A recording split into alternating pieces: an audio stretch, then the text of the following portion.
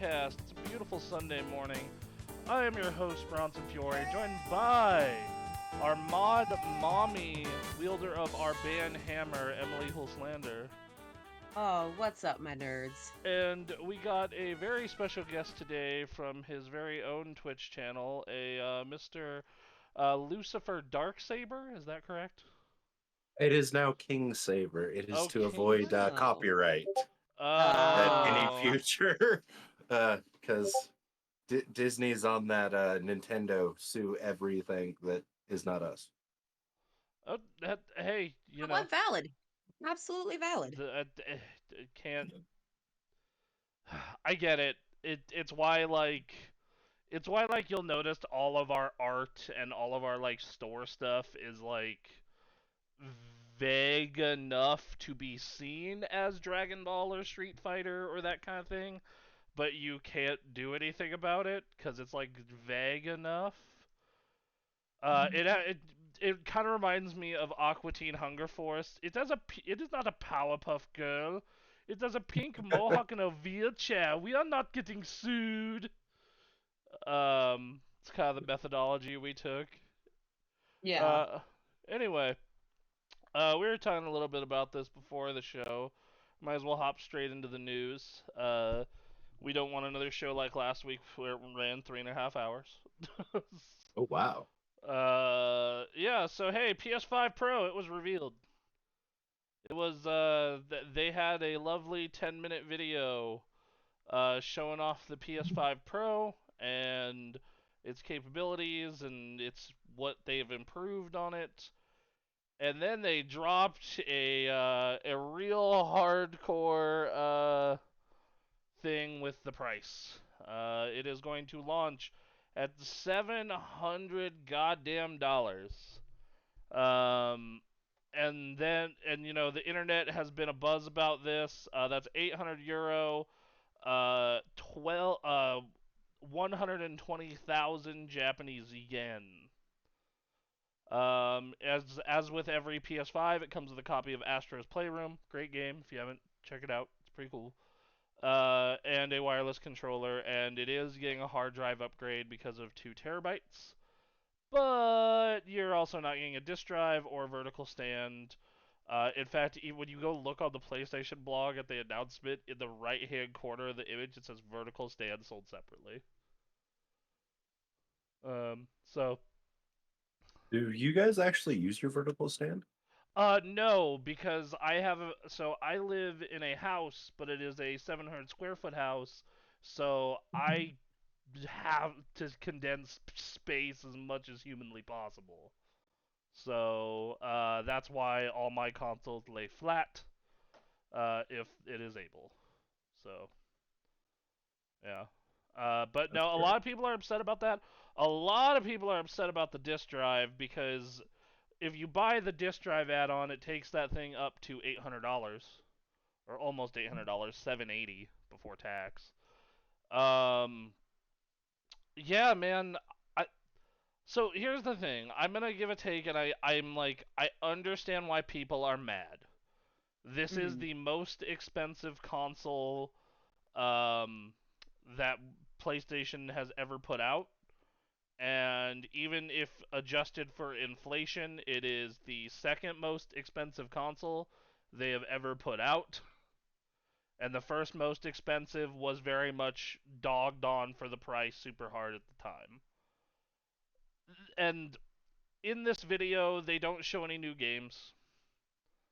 And along with not showing any new games, unless you're very much a giant fucking like you're someone who notices the difference between like 4K or 1080p or 1440p upscaled to 4K, you aren't gonna give a flying shit about this difference.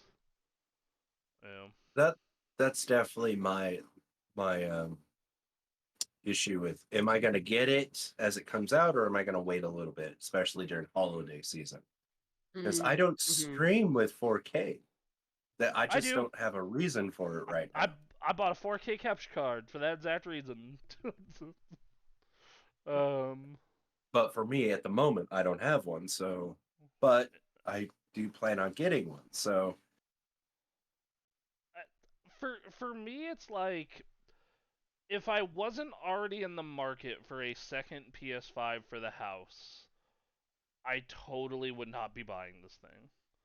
But I'm already going to be spending $500 plus tax to get a regular PS5 for the office here because we moved the other one in the living room uh, as part of the whole entertainment thing we're doing in there. So this room needs a PS5, and I'm like, well, for an extra $200, it's worth it to me. But I am also the exact target consumer for this thing. Mm. Like, I am the person who wants the best possible experience. Damn the expense. Uh, but I think for most people, this thing, no one's gonna give a shit. Like, I think it'll probably be scalped because holiday season, because it always Yeah. happens. Like the Wii U got scalped. Like I worked at GameStop when the Wii U launched, and that motherfucking thing got scalped, and no one wanted it. But I think that like generally, um, I think generally, um, I don't think it, like I think the internet's reaction to it is a bit extreme, but I also think that like looking when at it, isn't it? dude, like some of the takes on this, like you go on the PlayStation blog, right? Which this is like home of the PlayStation fan, and even here it's just negative as hell most of it. There's a couple of comments that are like, you know, okay, it's kind of nice. But most people are saying it's too expensive, too expensive. This guy says people should register their PS5 Pro serial number and get the disc drive super cheap if you actually want one. Um, so it's yeah, like and that one does concern me because I'm a big advocate for game preservation. Hmm. And when it comes to PlayStation in particular, I buy everything hard copy. So yeah, and then I also think that this is kind of testing the waters in regards to what they're gonna do for PlayStation 6. Oh Because yeah. if this thing does well, I think that PlayStation 6 will totally be $700 no disc drive. That's a very good point. I didn't even think about that.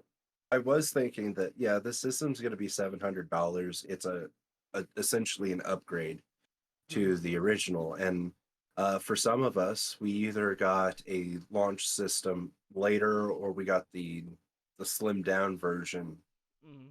when they put that out. And like you said, most people aren't going to need to upgrade. I am on the fence about it. The price, it doesn't really bug me per se, because I'm going to be trading my launch system in for it because I only need one system. But I also spent the extra money putting a 4 terabyte into my launch system, so I'm going to be losing 2 terabytes unless I can keep I that four I terabytes in I it. think that you'll be able to keep the 4 terabytes because like the Slim can swap out the disk drive, so I can't imagine the Pro can't, especially with it being a digital only system. Um, and the fact that they're promoting buying, they're not promoting it for the Pro, but they do like on their store. Here's this 4 terabyte hard drive for $300. So yeah, I did prepare though, because I already bought the goddamn disk drive. Yep. Sorry that the AI bullshit is blocking it out partially. Yeah, here we go. Here we go. There you Yeah, go. there you go. It's fucking $80. Holy shit. But yeah. So it's one of those things where I also think it feels really shitty to buy the pro version of a device and it not include everything that the regular version of a device has. Um, that's another take of mine. Like it because like using iPhone as an example, if you buy the Pro Max version of the iPhone, it has everything the lower versions have and more. You know, Yeah. Same thing with the like S whatever number they're on Ultra phones. So I it's think it's like this, 23. That's yeah. 24. I don't know. Oh my God, yeah. On their website, like the Sony Direct, like where you buy stuff Yeah. from them directly, they are promoting an 8 terabyte M.2 drive. So there is no way in hell that thing's not gonna have, you know. Damn it! Even if I don't get the Pro, now I got to get an 8 terabyte because It's I download games all the time. an 8 terabyte is $1,000. Okay. Don't do it. Don't do it. Wait, how much? $1,000. Can you swing that? I'm not buying that. I'm not. I only have 2 terabytes on my Everybody's sitting current. here thinking about it. Just like, Like, Do I need 8 terabyte though? do you? uh, uh, Do you? I don't. Ugh. I don't know, man. I've been fine on 2 terabytes on my PlayStation, but my PlayStation is basically used for single player games only, really. So Yeah, it's kind of one of that's those fair. things. So it's like, I finished Dragon's Dogma. Time to delete it. Boop, goes on the shelf. Um, yeah, I don't know. I understand the backlash to the price, but I also understand how the chip market works, and the price of chips has barely gone down at all since this thing launched. Like the graphics Right. card in the original PS5 or the equivalent to it is I believe a 6700 XT, which I want to say is still $300 in most places. So it's like, you know, parts have not gotten cheaper. Like that's why in certain regions of the world, the regular PS5 has gotten a price increase. That's just parts have not gotten cheaper the way they used to, Mhm. and because of that, like just you know, like the video card that the original PS5 is based on is selling for $300 still. $300 video card. I'm sorry, what? Yeah, it's $300. I just pulled it up on Newegg. $300. Huh. You know. Yup. Okay, you can get a couple for 250, but still $300. And then you factor in the disk drive, the hard drive, the motherboard, the fact that they have to ship it across the world, the labor to build it, and you're like, yeah, $500 makes sense, and it's no wonder they can't cut price. And then the Pro is an amped up version of that with some extra bits thrown in, and they're just not willing to take a loss on it the way they used to. And to be fair, they don't fucking have to because Microsoft isn't putting out a Pro console, which we ran that. There's a news story we found that a big part of why they're not uh, they're not really concerned about this price is Xbox doesn't have an Xbox Series Z or Xbox Pro or like they had the One X last time. They don't need to be competitive in price because they don't have a competitor in this tier right now. Um, you know, I do think there is a really bullshit narrative going on right now though in the PC gaming community where it's like you can build a PC just as good for that price. No, you fucking can't. No, no, No, because you as fucking much as can't. I've been trying to upgrade my PC, looking into these parts, it's easily just getting a 30 series along with a new power source, upgrading my RAM, and potentially upgrading my motherboard is well over $700. Yeah, like I know my PC altogether after all the upgrades and everything I put into it was $2,200. I think, and I when I originally built it, it was 1,900. So now, granted, this thing is well more powerful than a fucking PS5 at the time, which it came out the same year, and it's honestly probably a little more powerful than a PS5 Pro even.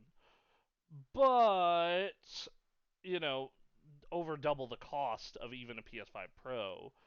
And I think that if you're like looking to get in the PS5 Pro ballpark, um, if you're looking to get into the PS5 Pro ballpark, on a PC, you're probably looking at $1,400. Like realistically, like okay, so now consoles get some extra optimization so they can get better performance out of lesser hardware. That's just the truth of it. They get, they don't have a bloated ass Windows OS to run. They don't have a bunch of background processes going on or as many. So I know Digital Foundry was saying it's about at where a 4070 is, which a 4070 is $500. You might be able to get a used one for 400. And then you have to build the rest of a computer, which like even if you get like a Ryzen 5, that's still a $200 processor with a $150 motherboard.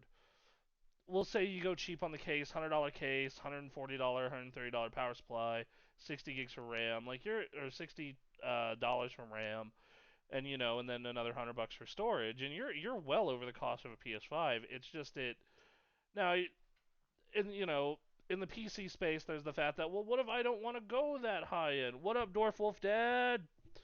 Sorry, we gotta come in the chat. Dwarf Wolf Dad, he says, yo, yo, yo, yo, what's up, party people? He's energetic this Partying this morning. lovely Sunday morning. Yes, I have my water party. My I have lovely, coffee. I have coffee. I have Coffee, water. water, and Hawaiian punch with a little a non-alcoholic vodka to give it that sparkly taste. I have water, and I had an orange soda with my lasagna for breakfast. You had Nice. lasagna for breakfast? I had I'm lasagna. so jealous. Because why the fuck not? Right? I had chicken parmesan for breakfast tomorrow. So That's or that's yesterday. Yesterday. that's pretty sick in itself. Yeah. Leftovers are beautiful, are a wonderful breakfast. Anyway, The stories of being an adult, right? yeah, like oh man, just every time I think of being an adult, it's just like, Stu, why are you making pudding at 3 in the morning? Because I've lost control of my life. I want to feel something in my soul. And this Yeah. is what's gonna make me feel young again. Yep. Yeah, Uh, pretty much. but uh, but yeah. So you look at the cost of this thing relative to a PC that is comparable. Now the nice part about the PC space is yes, you can build a gaming PC for $700-800 depending on what you want to play. Because all you want to play is League of Legends and esports games. Then yeah, you're $700-800, so you'll be fine. You'll be off to the races and have a PC that you can upgrade later. But if you want to play like AAA games at a certain quality, at a certain frame rate, When they come out and they work. when they come out, well, yeah, that on PC is almost always a crapshoot. Sometimes it's great, sometimes it's bad, real bad. And I think that and I've said this before. I work at a desk at my house all day, so when I get off work, Um, unless I am playing a game that is locked to my computer, like World of Warcraft, sometimes I just want to go play a game in the living room. That's kind of what I want. I don't want to. Uh, Chaplatan says hello, handsome. I'm sure that's directed at Lucy. That cannot be No, I'm directed sure at it's totally at you. me. I'm just the guest plumber, which I just realized I have my plumbing shirt on. I got it from Spirit Halloween. I thought it was hilarious. It's pretty good. Um, but yeah, and it's just like I spend like all day at this desk, and then I do the side content for this channel at this desk. Sometimes I don't want to also play games at this desk. Or if I do, I want to turn that way and then just have it boot up and work 100% perfectly and be fine. So yeah, you know, is what it is. But I definitely do not see this thing. And the thing is I don't think Sony particularly gives a shit as long as you buy a regular PS5, because one thing that was brought up is the PS4 Pro was only about 12% of PS4 sold. And that Yeah. kind of makes sense for this too, as far as the market. Because Yeah, you're only going after people like me and you. Right, Um, like you're going after giant dorks with disposable income who care about hey, this. I'm one of there's no you. I evidence of say, that. you resent that statement? There's no evidence that I'm a giant dork. um, you know, we're doing good. We're I was doing gonna good. say, do I detect some bullshit? But yeah, you're going after giant dorks with disposable income, who care about that extra 10% performance bump, 20% performance bump, and like give a shit that the crowds in Ratchet and Clank don't look blurry now. You know, I will say I'm curious about this AI graphic upgrade. so Hmm. what that is it's very equivalent to DLSS that's on PC. And I think that it's going to be game specific, like game by game basis. So like, Mostly cuz that first party, right? well, not only first party, but like on PC, DLSS works amazing with certain games. Like DLS on Cyberpunk, you can't even tell it's being AI upscaled. It looks fucking incredible. Versus like, there are some games where I'll run it and I'm like, ugh, that looks like dog shit. I So, oh, sorry, go ahead. Oh, I was just gonna respond to chat. I'm drinking Hawaiian punch with some virgin vodka and some energy drink in it. That's all. Okay, fantastic.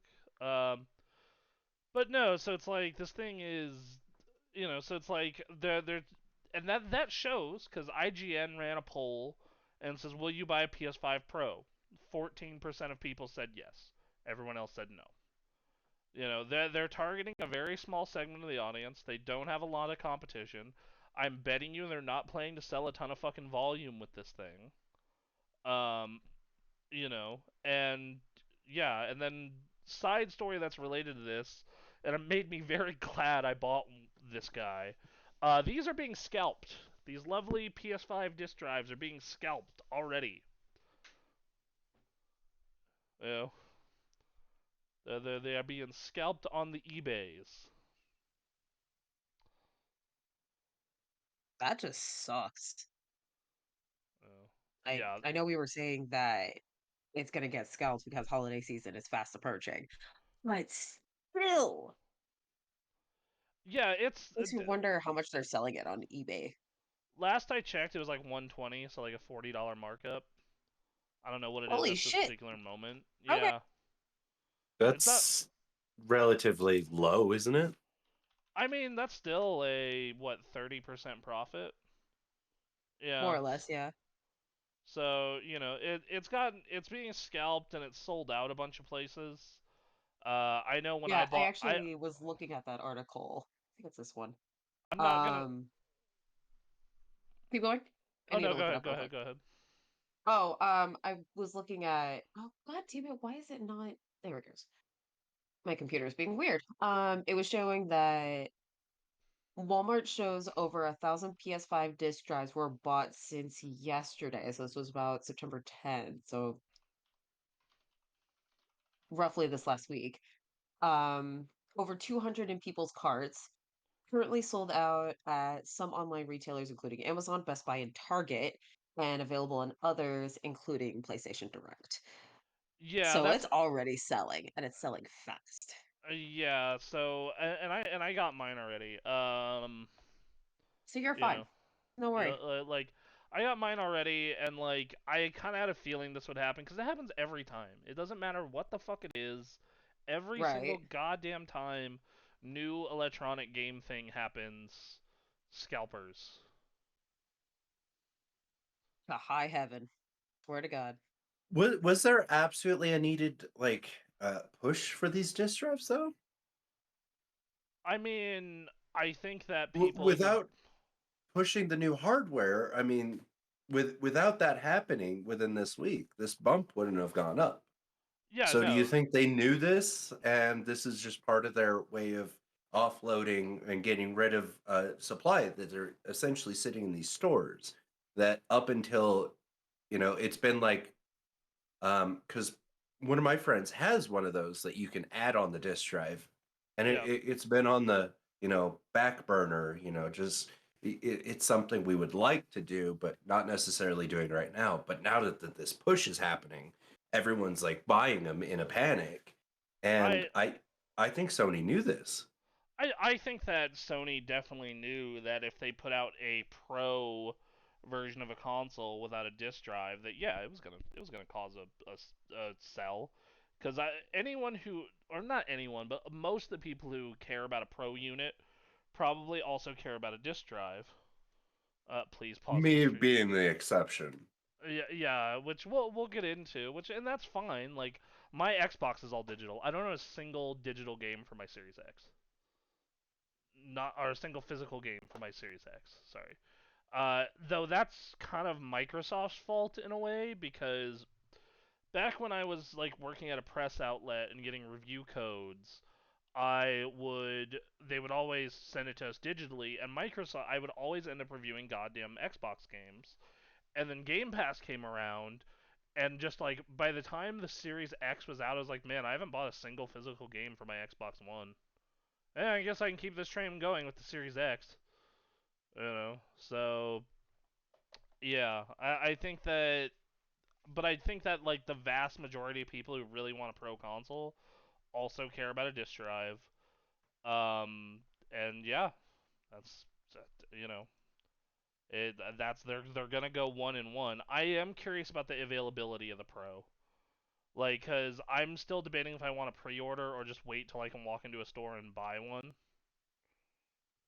Uh, Typically nowadays, I just wait until they release something. Even with games, it's so hard to just reliably pre-order stuff now.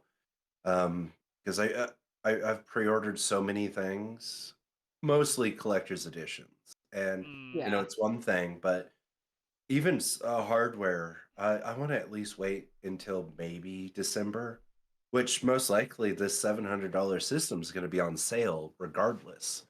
I don't think it'll be on And sale, but I think it'll be much as available. Like, it'll be easy to Yeah. get. yeah, so I'd rather I typically just wait. I mean, it would be cool to have one right off the bat, Hmm. but beginning of November is a bit of a weird choice. Um, Speaking marketly, because everyone's pretty much saving and dealing with Christmas stuff anyway. I So, I think they're waiting for, like, I think that they want to have it out though, so when you're out Black Friday shopping, you can see one and go, "Oh, I'll get the new PlayStation thing." Uh, And that's why it's a sort of smart marketing choice to have it eh, come out early, just to kind of like plant the seed a little in the back of the heads. Like, okay, this will be out during a holiday season. Maybe we'll get some consumers coming in and buying a PS5 Pro on Black Friday. You never know. You never know. I I kind of think it would have been smarter to have released the information because we've known about the Pro for all year. We've heard Yeah. rumblings yeah, about it we all we last started year. We've hearing heard about a rumblings, we've pro seen leaks, we've last seen all year. that good Yeah, stuff. Yeah. Like, we covered June on is this. usually June would have been a perfect time to announce it and then get all that negativity. But Out. now that you said that, everyone's going to be talking about it, negative or positive, longer up until its release now. So yeah, this actually does make sense instead of what they've normally done with June. Well, and the thing is just like, I think now you start to see shorter timetables just because they don't want people to forget about it and go to the back of their mind. They want it to be like, this thing's at the forefront of my mind. Um, but yeah, so I think that's part of it.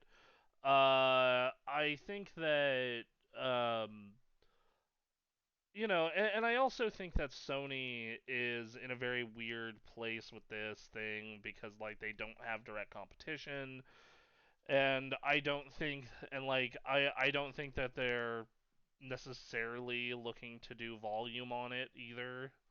So that's another part of it. I am kind of like, if they follow typical console shipments, they'll probably be sending them to stores every week. I'm very curious to see if you'll be able to walk up and buy one after like the first week, because I have had no problem getting, even during the height of the scalping, I had no problems getting PS5s. Yeah. But Sony realizes that I am an easy mark for some reason because every time, like, so they have their PlayStation Direct store. And if you have your PSN account linked, they obviously know your purchasing habits. So they obviously know that I have had uh, a household with two PS3s and a PS4, and eventually bought a PS4 Pro. So when PS5 came out, it was very easy to pre-order one, and then they almost gave me an email for almost every shipment that they did, being like, "Hey, do you want to pre-order another?" So I ended up getting like over the course of the year and a half that it was hard to get a PS5. Managed to end up getting pre-orders for myself and three different friends. So yeah. I got lucky with my 5. I got it um, when it got released, but it was also a gift. My ex Mm, fiance, before things fell apart and we drifted apart, she brought one home for Christmas for me. mm. And it was 2 years into my streaming. So I've been using one um, since they came out. The funny thing is, I was in GameStop earlier this year, and I don't know why, but it didn't dawn on me that this system's been out for 5 years. 4 years, but yeah, 4 years. 4 years, but Well, yeah. yeah. Yeah, So 4 years like, on I'm top. like, oh, just thinking because during its release, it was so hard to get. Well, I was yeah, like, 'cause oh, Hmm. do you guys often have PlayStation 5s in? Because I'm thinking about upgrading mine to the slimmer version. And they're like, oh, yeah, we always have them in. That's not an issue because it's been out for 4 years. And then once she said that, I was like, whoa. well, I think So, I mean, the so the pandemic fucked up the gaming industry royally, like real bad, because just it fucked up every timetable. Like, yeah, the PS5 may be 4 years old, but for about 2 years of its existence, it was impossible to get one. Yeah. And then it caused a bunch of delays. Like, basically, every game that has come out post COVID was supposed to come out probably a year earlier. Like you look at the way that, because it just caused a full year delay in a lot of games. Um, yeah, man. Like it's a very so like I think Sony's just in a weird place. Like I think that inflation's kind of kicking their ass and all of the hardware manufacturers' asses. They can't keep prices low because just you know the cost of chips has not gone down like it normally has. I think that the fact that a lot of games are still coming to older systems, and yeah, they don't run particularly well, but they still come if you really want to play them. And I think that that shows in the fact that like we just got that PS5 controller price increase this week too. Well, Like, yeah. which I was really surprised that because I was kind of surprised to see that article when you posted that. yep, Um, I usually don't go out and buy massive amounts of controllers either. I've got like three that I've you know gotten just because I do certain game nights or something like that. But I always wait for like sales. I thought they were already like $75 because usually they're pretty high up on Amazon. But yeah, I didn't know that they weren't that usually. yeah. They were 70, now they're 75, and then the fancy ones went from 75 to 80. I know that I have two controllers currently, and I'm planning to buy two more. Um, and that's kind of just where I'm at with it. Like it's like they're expensive. They have been expensive for a very long time. I think they went to $65 during the PS4, and then during the PS5 they've gone to 70. Um, you know, I want to say Xbox controllers are sitting somewhere around 60. Like these are all Speaking good of some ones. expensive Xbox controllers, Hmm. I still want those Deadpool and Wolverine controllers. Oh And I don't even That yeah, have would an be Xbox. yeah, but those can work on your PC though. So there you go. That's true. That's true. And that's another reason I'm like, Um, but yeah, so I think that I think that this because the company, black one files under the more expensive one, right? no, a regular black one, I want to say is just 70. The 80 or 75. The expensive ones are all the ones that are like metallic colored. oh, Um, that makes sense. yeah, Mhm. so it's like if you want like a regular color, it's 75. If you want like a metallic colored, it's 80. So still a lot of Well, I goddamn mean, you money. could always just get a white one, dismantle it, and paint it. Yeah, or just get a skin for it. But even then, like Yeah. Yeah. a white one is 70 bucks or $75. So I guess if you own the paint, like cool, you save $5. That's Eh, essentially what it would cost too. Yeah, so I literally think that this is just like can we change topic? Yeah, we got other news stories coming. Don't worry. It's Uh, getting close to the end of the PlayStation 5, isn't it? Because typically it's like what, 8 years. 7, 8 years. Yeah, so we're a more or little bit past. less. We're probably a little bit past the halfway point. Have you guys talked about the potential for the handheld sequel? Yeah, we talked about that a couple. We talked about that a couple weeks ago, and we've talked about it off and on. Anthony and I did a Game Cave episode talking about the portable future and how like because of the fact that hardware is kind of stagnating on the top end, it's meant that low end hardware has kind of become more mid-range actually, and it's allowed stuff like the Steam Deck to exist and do well. And That's right, boys. Monday hey, Cool. we got a new follower. Uh, Hey. the Portal. Yes. Um, I I'm actually really impressed with what they did with this.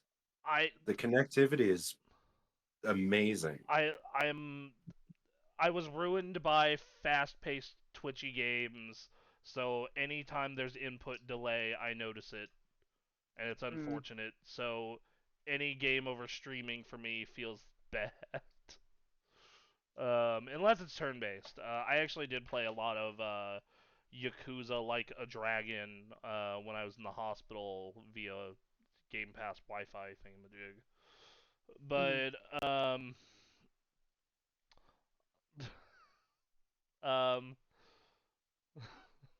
anyway, uh, so anyway, so but back to what we were saying though is like I loved the Vita. The Vita is one of my favorite platforms ever. I loved the PSP.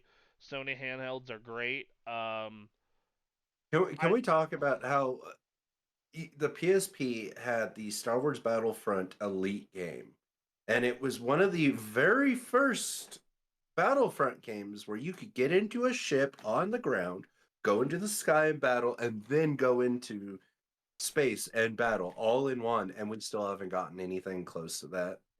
But yeah, uh, this small handheld system managed to do it perfectly.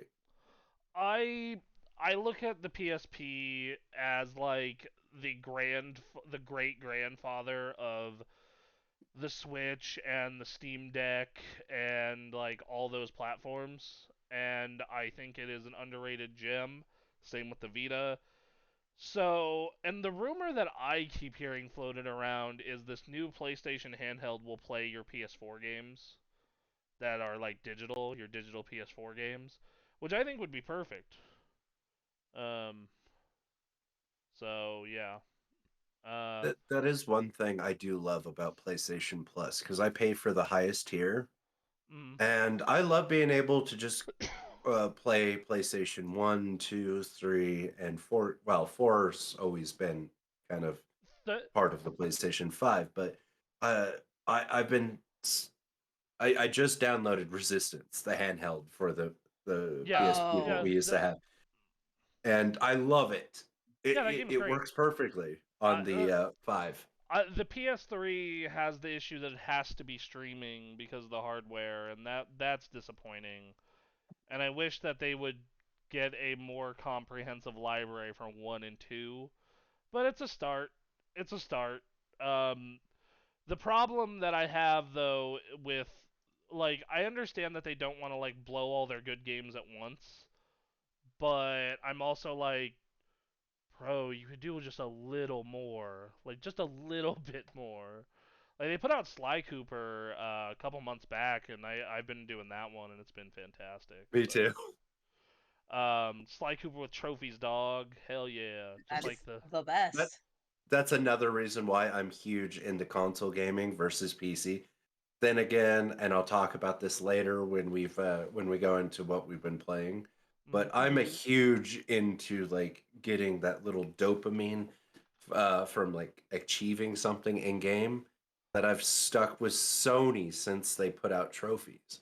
How It do you was feel about the Steam achievement system?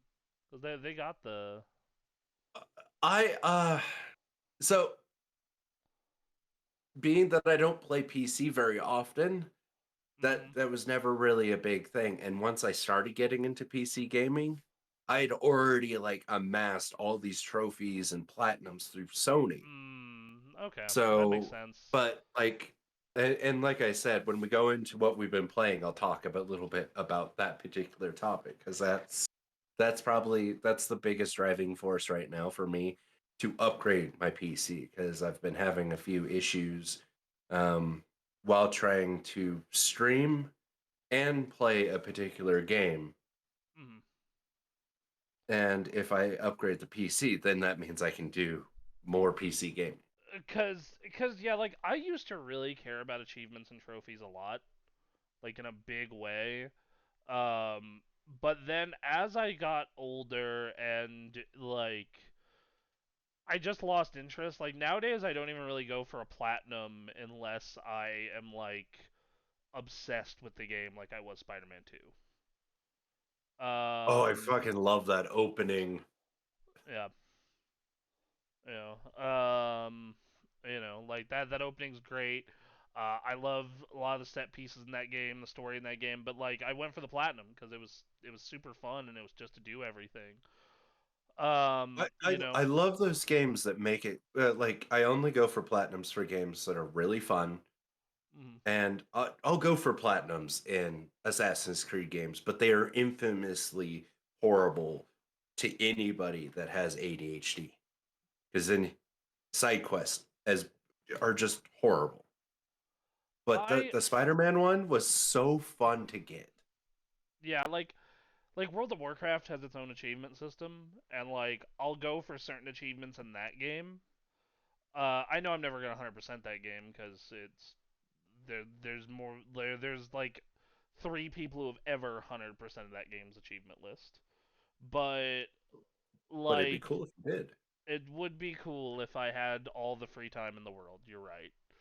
Yeah. Um, but but yeah. So like but like there are certain achievements where I'm like that sounds really hard and really fun to do. I'll go try that. And that's kind of what I use them more for now, because I agree with you. Platinuming games these days just like there'll be times where like I think about it. And I think about it on all platforms. Like I got the Marvel vs. Capcom collection on Thursday when it came out, and I looked at the achievement list, and I was like, I could do this, but nah, I'm good. And it's mainly just because there are a couple of achievements related to a couple of games in the collection where I'm just like, you know, that wouldn't be that hard to do, but it's more effort than I'm willing to put in. Um, so that's which is real funny because I love it when you accidentally unlock a super rare achievement as well. By the way, Oh yeah, like those are always fun. I got a achievement today in Marvel's Capcom Fighting Collection So it was achieve a 50 hit combo in X-Men Children of the Atom. Oh, And shit.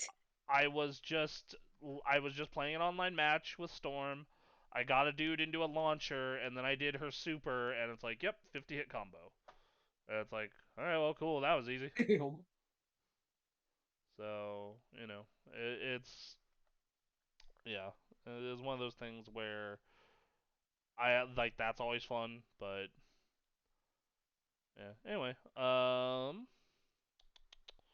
so yeah, I think that's basically all the PlayStation stuff. Like, I just feel like they don't know what the fuck they're doing. I feel like they what you mentioned earlier is they're playing around with the market. I think that they're at a comfortable point where they can make some bad decisions and they know it and Yeah. see how that affects everything. So it to me it makes a lot of sense. And yeah, a lot of people are going to be upset about the price changes, Mm-hmm. but typically when we see these price changes historically, they change up something pretty big shortly after. Yeah, and then I also does think it very much depends on how the market reacts to this thing. Like, if this thing becomes a like huge freaking success, then like they'll keep going with it. If this thing is like average or kind of muted, like I don't see it being the future of PlayStation, which I think that's what's going to happen because I feel that most people, according to most surveys, anywhere from 10 or 85 to 90% of people don't give a shit about this. All right, they want you to talk. Go ahead. I mean, I'm just here enjoying the show at this point, talking, watching you guys talk some shit. Oh. We've gotten that comment before, and I'm just like, we can't hold her at gunpoint to make her talk. Yeah, Wait. I've got Nerf guns. We could do that. That's fair. I gave my BB gun to Steph. So I'm gonna So say Oh, to you right now. whoa. Well, we're not breaking skin, but occasional dart to the ear hole. Get somebody talking. Good luck with that. God damn it. Fuck. Yeah, I just have to fly up to Seattle to make it happen. Um, Yeah, my wings are in the shop at the moment. There's no flying for me. A horse uh, stepped on them.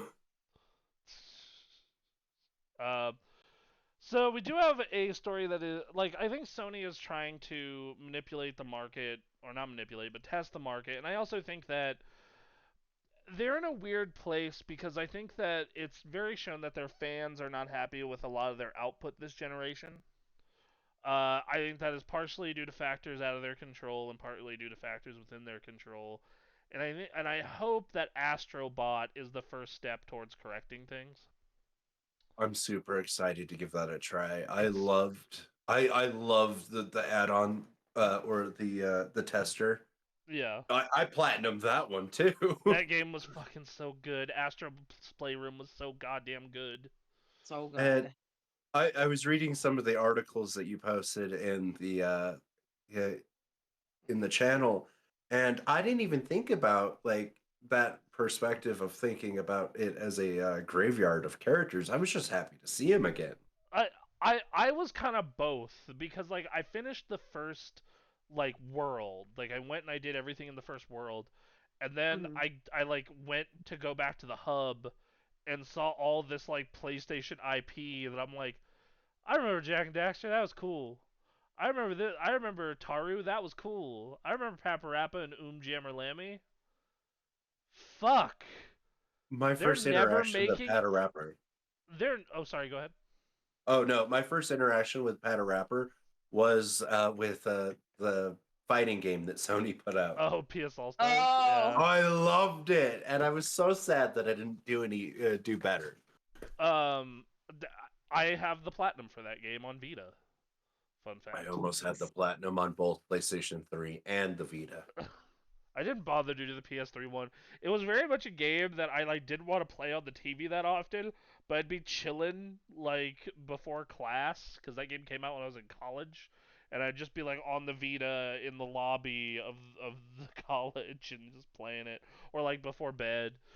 Um, No, that game, but like, yeah, so it's like this, it's cool to see, but then you're like, oh yeah, they closed that studio down. You're never gonna get another one of those. You know, Heart like, shattered.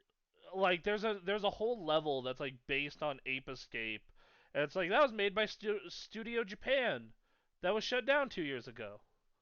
It's just like, oh, there's the Wipeout car. Yeah, that was shut down like 5 years ago. Okay. I didn't even know about that. That's sad. I loved playing Wipeout. Yeah, so um yeah, like it's a great game and I highly recommend to anyone, especially people who have had a long history with PlayStation. Um but it's kind of one of those things where it's just like kind of bittersweet. And then you also hit the PS4 era of characters in it, and it's just like, man, there's a lot of gruff bearded guys all in a row.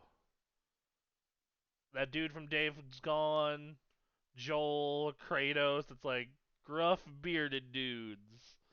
Um, I don't know. I've had very controversial opinions about the PS4 and PS5 era, where I think they're very safe and kind of boring. It's funny you mentioned that. I didn't even connect that, but yeah, it was It, probably the dad era yeah, of Sony. Yeah, like that sounds about right. like you look at like PS1 to PS3, and they were trying all this different shit. Like they were trying to Resistance, Killzone, Sly Cooper, Jack and Daxter. Crash was a game they worked on for a little bit. Parappa the Rapper, Unjammer Lammy, Gitaru Man, Mr. Mosquito. Like they did all these like. By the way, Mr. Mosquito coming to PlayStation Plus later this month. Weird choice, but I'm here for it. But like all these like weird games that they were just taking shots on, and like now it feels like they put out maybe 1 to 2 games a year, and it's not that. Or if it is that, like a game like Stellar Blade or a game like Helldivers, they didn't make it. They contracted a second party to come and make it, and it's kind of a bummer. like, um, you know, which is partially why I have a PS2 emulator on my PC, so I can play all those games. I got 500 gigs of PS2 games, which PS2 games, that's a lot of fucking games. It's like 200 games. Yeah. So, um, yeah. Anyway, the last story we have related to Sony is ex Sony president says game industry layoffs not the result of corporate greed and those affected should drive Uber. Well, Wow. yeah, so ex Sony Computer Entertainment Europe President Chris Deering does not believe recent layoffs game industry have been a result of corporate greed. Instead, workers who have lost their jobs should, quote, drive Uber or, quote, go to the beach for a year until employment settles. I don't think it's fair to say the resulting layoffs have been greed. I always tried to minimize the speed of which we added staff because I knew there would be a cycle and I didn't want to end up having the same problems that Sony did in electronics. Deering acknowledged recent layoffs at Sony, including Sony London. Yeah, you mean when they closed down the whole studio? But if the money isn't coming in from the consumer on the last game, it's going to be hard to justify spending the money for the next game. He continued, I think it's very painful for managers, but I don't think that having skill in this area of game dev is going to be a lifetime of poverty or limitations. It's still where the action is, and it's like the pandemic, but now you're going to have to take a few sorry, but now you're going to have to take a few, figure out how to get through it, drive an Uber or whatever, go off to find a cheap place to live, and go to the beach for a year. But keep up with your news and keep up with your news and keep up with it because once you get off the train, it's much harder.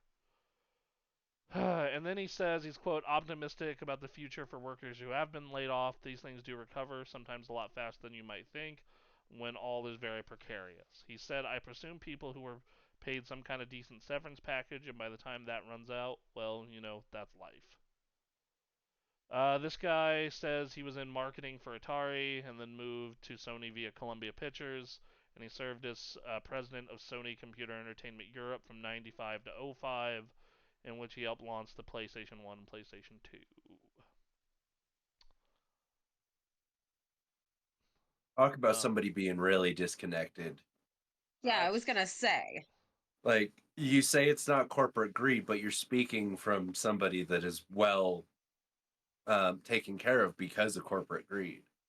Right. And even if he wasn't in that situation, it's like it's really, and I had this experience when I worked at Microsoft where I was on a project where we had like a meeting, we had like our end of the year meeting. It's like we made, this project made $4 billion of profit this year. That's a lot of fucking money for a 90-person project. That's a lot of goddamn money for a 90-person project. And then like raises come around, and I think everyone got like an extra 2,000 a year, which equates to like 50 cents an hour. So yeah, like it was just like, it's just like, yeah, totally not corporate greed though.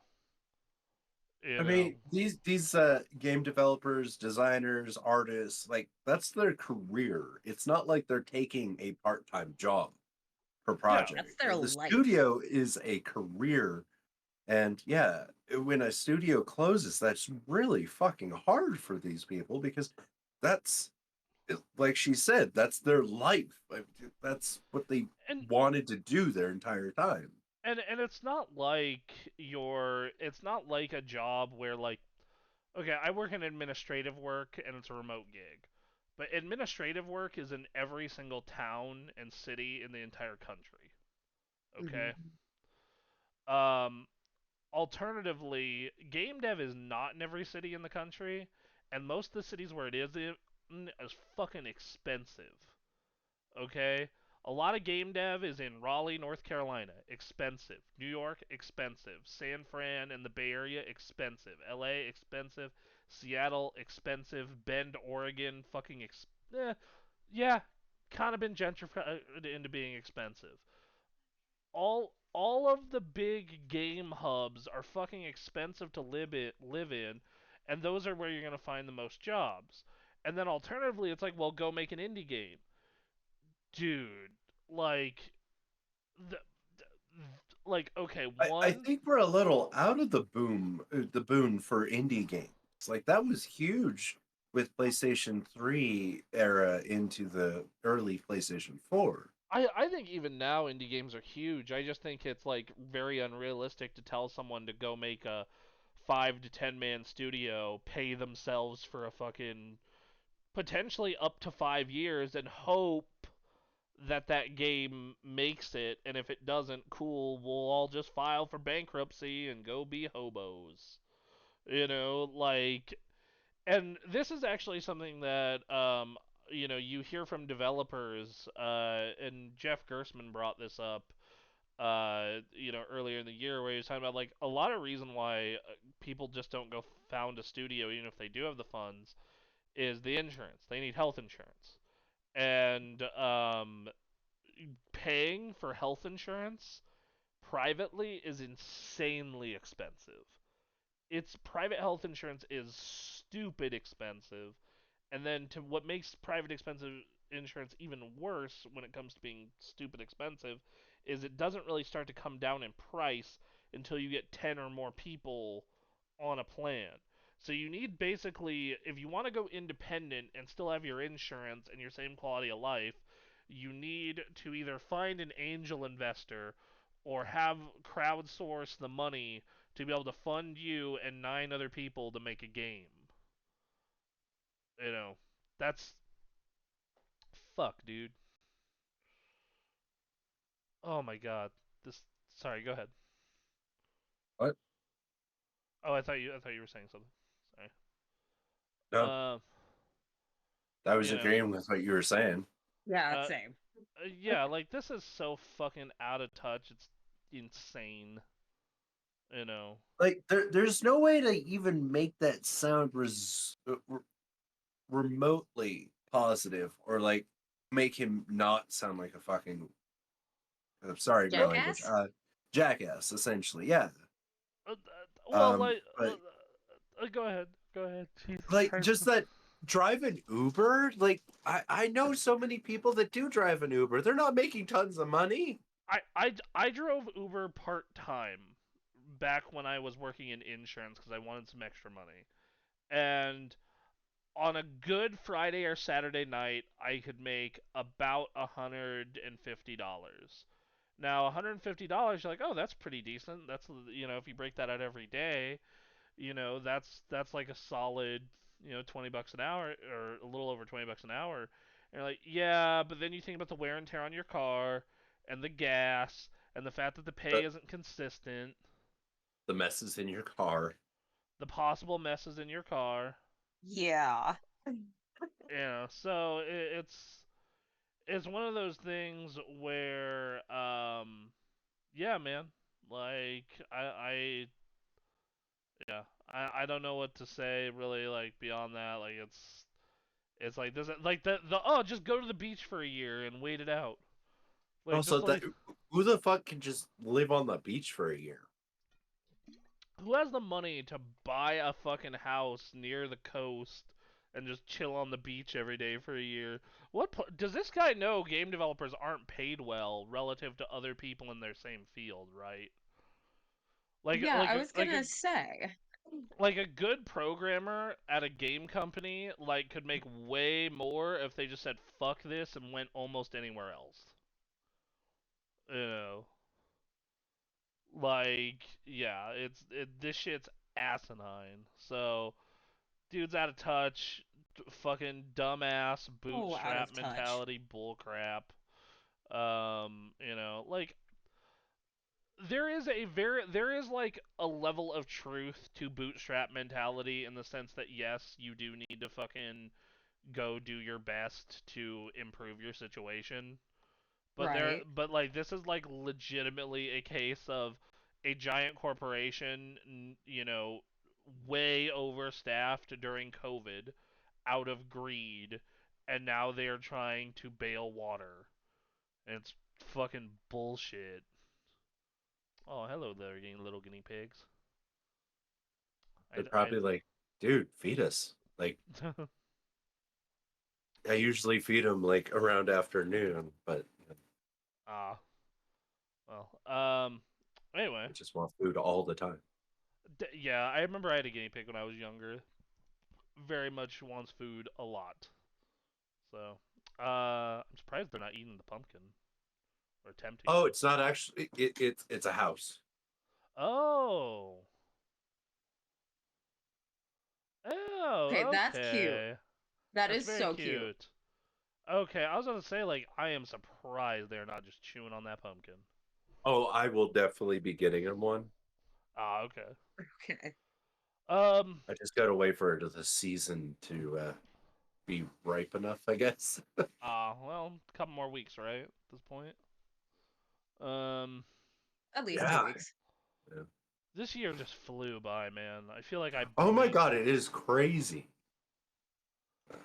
like granted, I had a lot of stuff happen this year. I had a layoff in April. I got a new job in May. We completely like redid the house. My girlfriend moved in at the end of last year, and we kind of got settled in. Just this year has been just a series of events. At least it's not a series of unfortunate events. Fuck Mostly you. not. No, Fuck the you.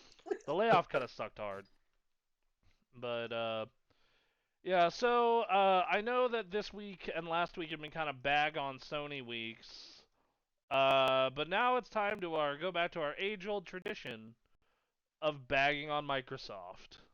Yeah, I've got that article just like staring me in the face right now.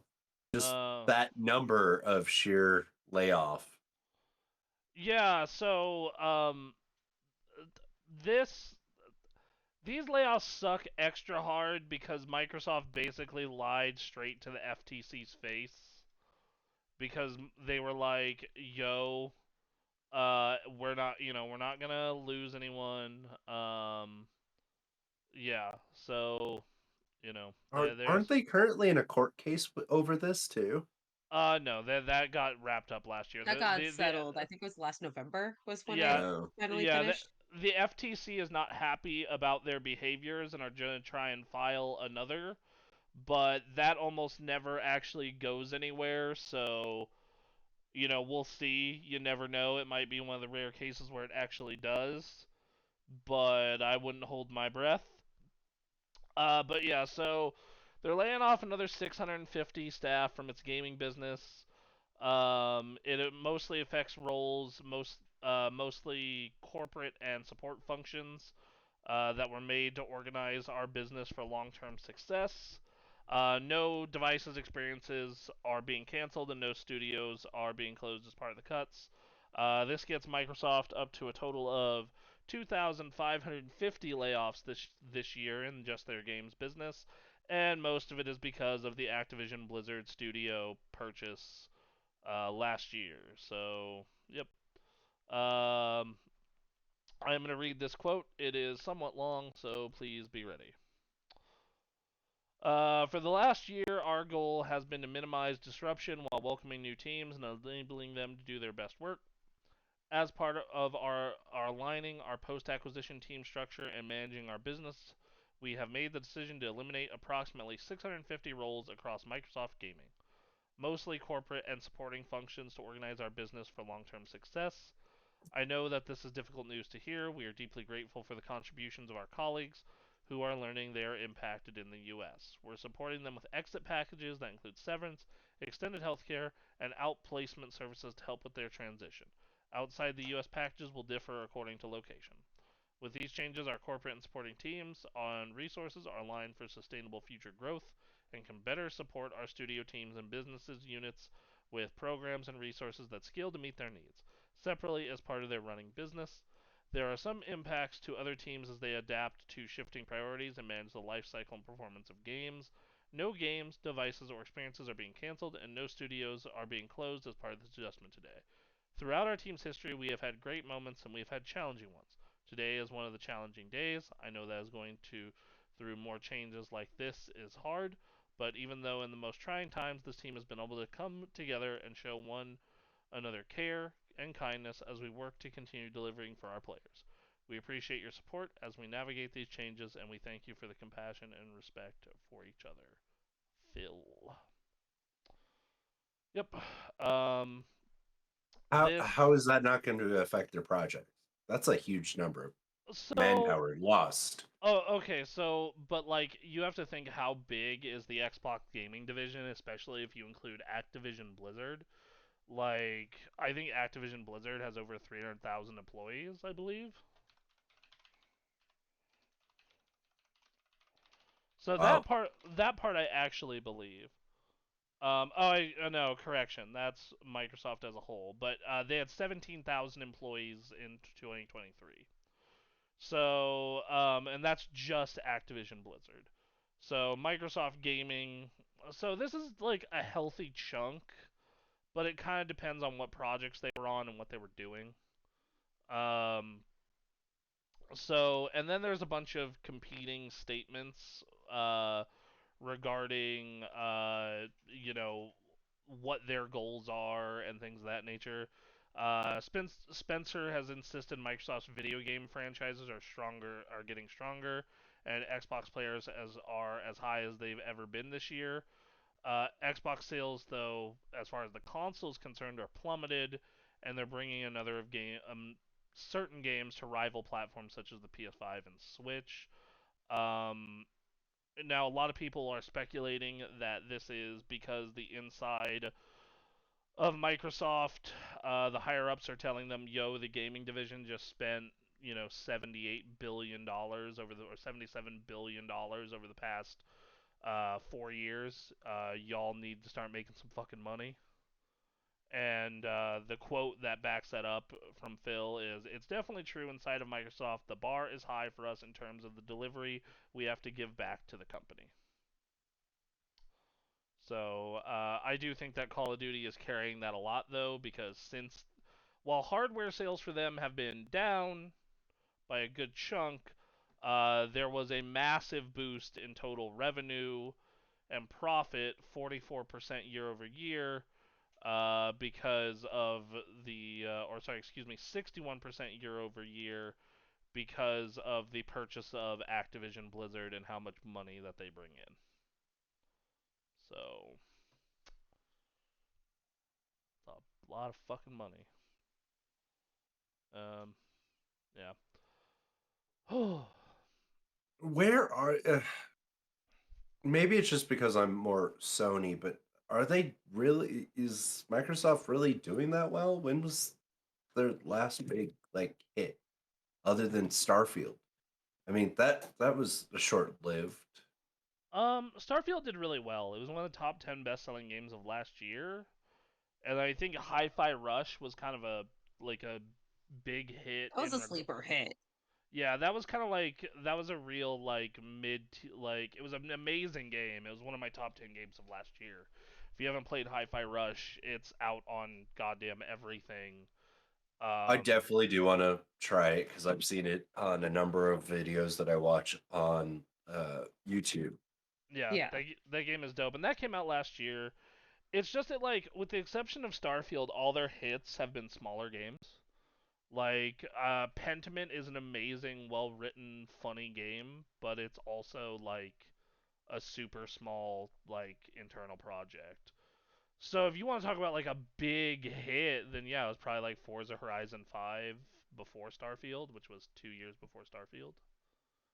So 2021. But I also think that Microsoft is kind of playing a different game than Sony at this point. Very much similar to how Nintendo is playing a different game than everyone. Mm-hmm. Which is Microsoft does not give a shit if you buy an Xbox. If you buy an Xbox, they're happy. They're happy to sell you games on it. But Microsoft wants you in their ecosystem. They want you to be on Game Pass. That they don't give a shit if that Game Pass is on a television, on a smart TV, on an Xbox, on a computer. I'm sure if they could, they'd put it on a goddamn PlayStation. Um, I would not be surprised if that's a future move.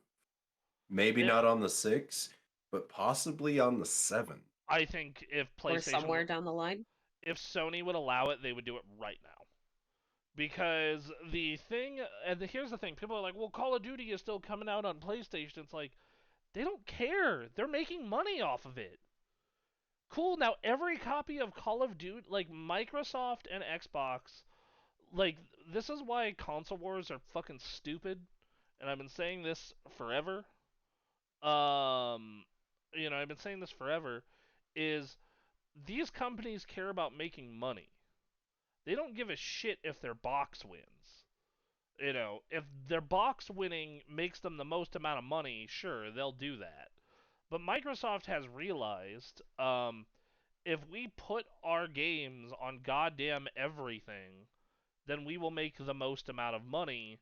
And if they buy a game on an Xbox, great, because we make a little bit of money off the console, and then we take 30% of any game that's sold on our platform. But we'll happily take 60% of a copy of Call of Duty sold on a PlayStation. Because that's the margin they may. Whoever developed and published the game gets 66% of whatever gets published on another platform. That's kind of the standard rate across the board. So, and Microsoft also realizes, hey man, if we can get everyone into a subscription service for $20 a month, we can be the Netflix of video games as well. So, and Game Pass is fucking amazing. Game Pass is I like PS Plus. Game Pass is better in almost every way. The library is bigger. There's more games more often. They're newer. It's yes, it's fantastic. You know, um, but I think that Microsoft I think they have a perception issue is the problem. Because I think a lot of people think of the old business model of you buy a box and you care about the exclusives on the box. And that's just not the game they're playing. They haven't been playing that game since when did they start moving shit to PC? 2017. Yeah, roughly around there. Yeah. Yeah, and I keep telling this to people and like saying like, look, they don't care if you buy a fucking Xbox. You know, as long as you sub to Game Pass and you're buying their games. You know. I partially think that's why they allowed this new Xbox to literally look like a box. The Yeah, execs totally. are like, I don't care what it looks like. Make it a fucking box. Yeah, They'll buy it. They'll play our shit. like If they don't want it, they'll play it on a PC or just like everything we can put this on. I have both of them. I have this one right here, the small one. This is for when we get the second setup set up, and I have the big one in the living room. And it's one of those things where it's just, and I think that part of it is they just, they're just like, hey man, like we realized we lost the hardware game. They fucked up at the worst possible time that you could fuck up, and they realized that they could win the software game in the long term. And it's not like Sony has had a ton of bangers this generation. They've had more than Microsoft, but like it's not like I look at my PlayStation 5 library and go, "Look at all these exclusives." Like I go like, "Yep, Spider-Man was really dope. Gran Turismo and God of War were pretty dope." You mean the Gran Turismo that's been out for just about as long as GTA 5? No, the GT7 came out 2022. Yeah, it came out 2 years They ago. put out a, they put out a new one? Yeah, they put out a new one 2 years ago. It was also Huh. on PS4 though, so Yeah, that's what I mean. Like, but also, GTA was on the PlayStation 4. yeah, but Now GTA it's came out in 2014. That's and the we're difference. finally getting the 6 next year, which that one I might pre-order. I'm super stoked for that. I'm going to pick up that game. I'm beyond excited for. I loved Red Dead. I love GTA 5, but yeah, man, like you just like they're playing a different game, and I don't think they're playing that game well. To be fair, I think they've had a lot of big fuck ups playing that game. Um, but I think they're the only one doing that game successfully, and I think they're finally getting on track. I played that Black Ops 6 beta. It was dope. Was That it? was that was a lot of fun. I'm still a little miffed that I'm not going to be able to transfer my skins. Like, That's, you went from having Modern Warfare 2 and 3 and be able to use the same skins because it's all the same ecosystem now because it's the same Call of Duty app. I I And ugh, I was so I, uh, so I haven't spent any money on microtransactions in that game, so I don't have any skin in the game on the skins thing. Yeah. I spent quite a few. I've got the Homelander skin. I've got the Alucard skin. I've got Fuck. Godzilla and like I spent more money on Call of Duty skins than I have in like Fortnite in the last 2 years. I think Shit. And I think that like Black Ops 6 might be using a different engine is why. So that's my guess. Um, but that's just a guess still. like they added Cheech and Chong, and I get that they wanted to do like a more realistic or like grounded version for Black Ops 6. It's just it's just the fact that they went from 3 games using the same skins to, oh no, you have to start all over again.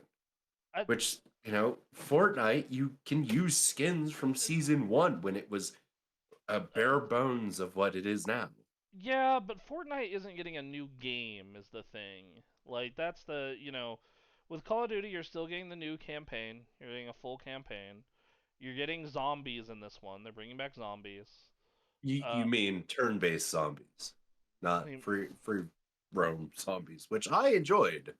That yeah. was a rare one on that one. But they're bringing back round-based zombies, and then the multiplayer. Like I said, the skin thing. I don't have a skin in the game, but like the gameplay of it was just a blast. I was having a great time. I will say that the hostage situation stuff is hilarious. It I've might seen some of that. it's That's made me laugh. it's like, so for those of you who haven't played the beta and haven't seen this yet, it's literally if you sneak up on someone, you can take them hostage and you get proximity voice. They can hear your mic and you can hear theirs.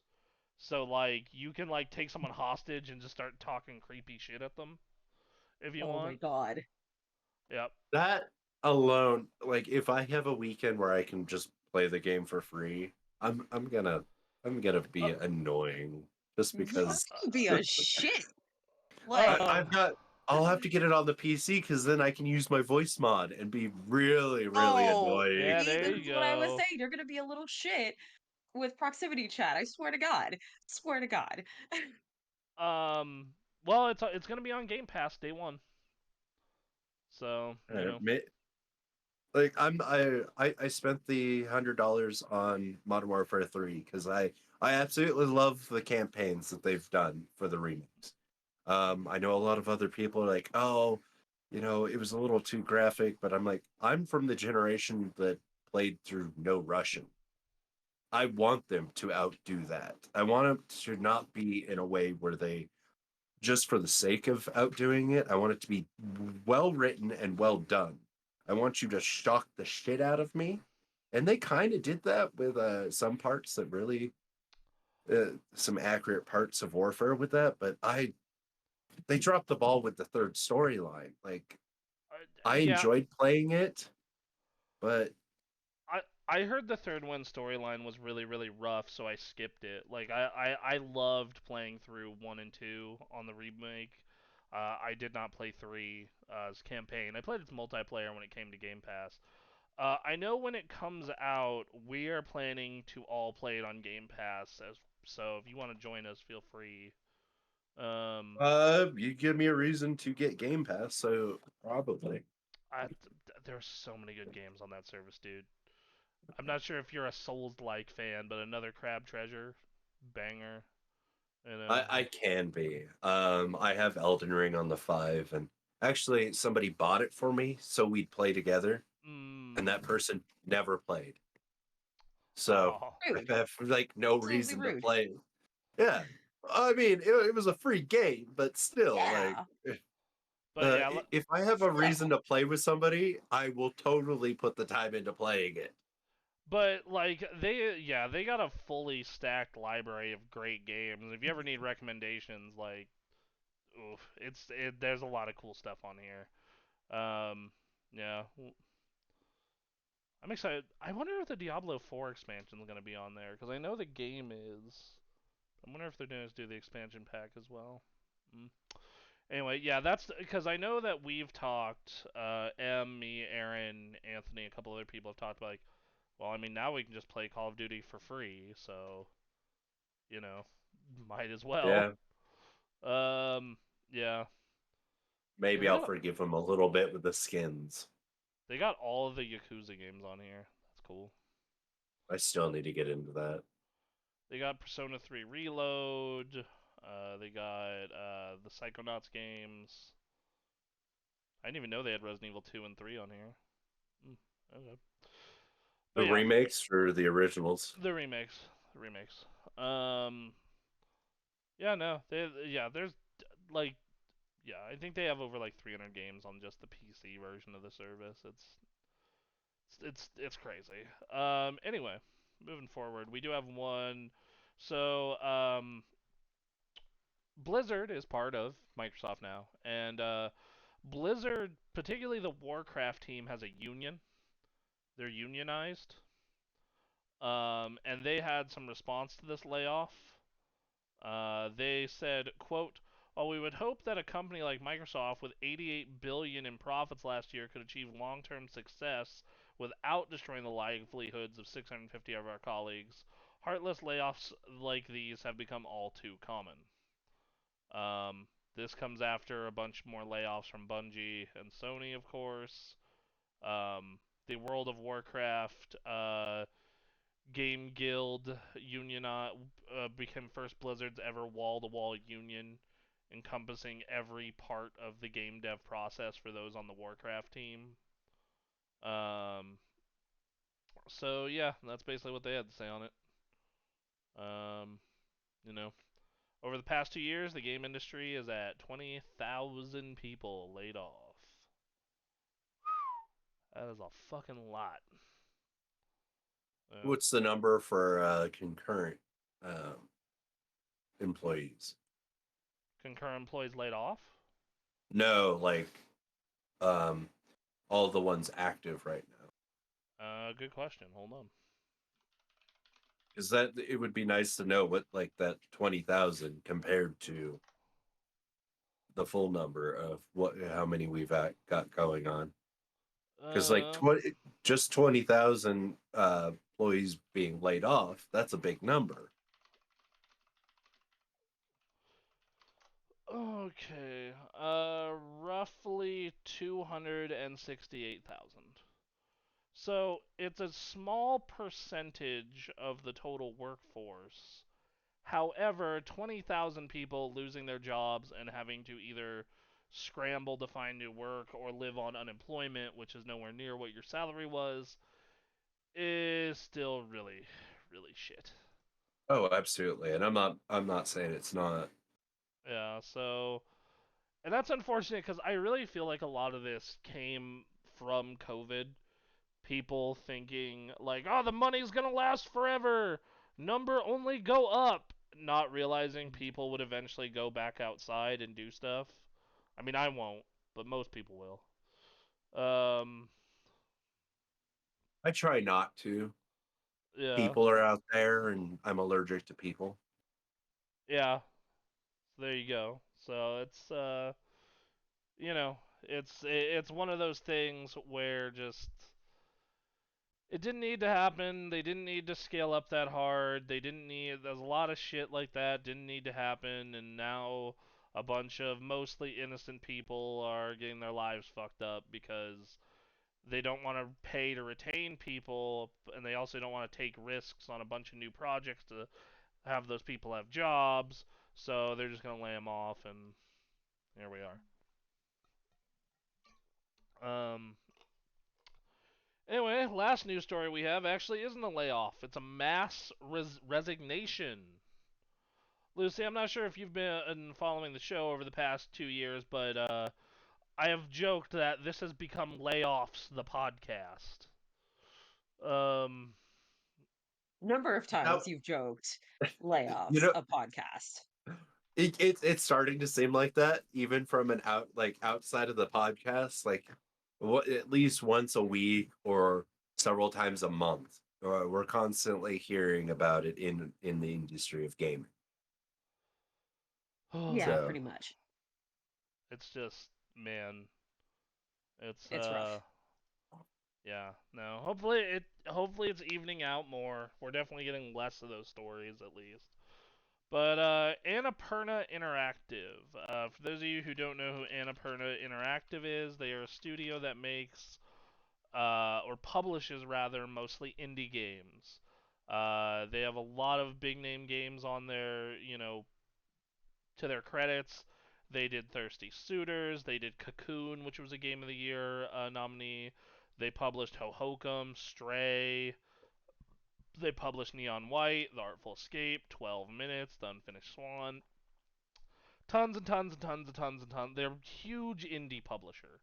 Gone Home, Journey, Florence, Donut County, Flower, What Remains of Edith Finch, like just tons of goddamn games. um, their entire gaming team has resigned. so instead of a layoff, They quit. They quit. So, this is a report. that's unusual.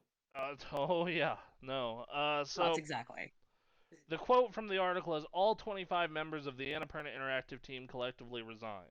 Gary and the resigned staff said in a joint statement to Bloomberg, "This is one of the hardest decisions we ever had to make, and we did not take this action lightly." This report was confirmed by IGN, where they've had multiple conversations with our own sources stating that Annapurna Interactive president Nathan Gary, who had recently been in negotiations with Annapurna founder and billionaire Megan Ellison to spin the gaming segment off as its own company. However, Ellison eventually pulled out of negotiations, at which Gary resigned. Almost all 30 other individuals, including co-heads Deborah Mars and Nathan Vela, as well as the entire remaining staff of Interactive, joined him. Bloomberg has come in and reported. Hold on. Yeah, sure, we can bring that up. I wasn't sure if I could just say Yeah. it. Um. I'm new here. As Bloomberg reports, and IGN has also heard, Sanchez has spoken with partner developers this week to reassure them that Annapurna will continue its existing contracts and replace departed staff. How do you replace all 30 of your staff? Okay. A spokesperson for Annapurna confirmed to IGN this plan would include both backfilling certain roles while also partnering with third parties to fill gaps as needed. Our top priority is to continue supporting our developer and publisher partners during this transition, Ellison told Bloomberg. We're committed to not only our existing slate of games, but also expanding our presence in the interactive space as we continue to look for opportunities to take a more integrated approach to linear and interactive storytelling across TV, gaming, and theater. Annapurna Interactive, a division of Annapurna Pictures, has become known for publishing a catalog of boutique, critically acclaimed indie titles. In recent years, the label has seen successes and awards for games like Cocoon, Stray, Neon White, Artful Escape, so on and so forth, as I mentioned earlier. And apparently, they have partnered with Annapurna Pictures and Remedy to make an Alan Wake TV show that's currently in development. That's what I was hearing. Yeah, I have a feeling that what happened was the games team went to the founder and owner and said, "Look, the gaming segment needs to be its own company." And then she was like, "Nah," and they were like, "All right, cool, we're all gonna leave. Peace." Um, so and yeah, they're based out of California, so even if they have non-compete clauses, they can still go find work or form a new company. So, you know. Mm. So they can literally just say, "Fuck you, we're gonna make our own video game company with blackjack and hookers." As long as they can get funding. Who wouldn't? Yeah. So, Rockstar seems to be doing fine doing that. yeah, and well, Rockstar is weird because they were independent and then they got bought by 2K Interactive, like 15 years ago. But they make so much goddamn money that the publisher just leaves them alone. You know, it's like literally the golden goose is so golden they can do whatever the fuck they want. And they do. They like some of the things that Rockstar is just able to do just because Yeah. is just amazing. Yeah. Also weird. Yeah. I think that comes from a lot of the fact that they know that their game is going to make billions of dollars no matter what. Like if you look at the top 100 best-selling games, like Rockstar is on there multiple times. They have the second best-selling game of all time. So there's that. They have the fifth best-selling game of all time. Let's see. What else? How many more do they have in the top 100 here? Let's see. 3, 4. Yeah, they have 5 games in the top best-selling video games ever list. So, I think that their publisher is smart enough to just leave them a fuck alone and make a ton of money. Well, yeah. You know, when you have a game that sells 200 million fucking copies, it's GTA 5, and Red Dead 2 sold 65 million. You know. Did you hear that rumored budget for GTA 6? So It was quite substantial, wasn't it? so Yeah. it was A bit. allotted. This does not necessarily mean they're gonna Just a spend little this bit. much. This does not mean they're going to spend this much, but it was allotted $2 billion. It would make it the most expensive video game ever. The only one that even comes close, besides Star Citizen, is Cyberpunk.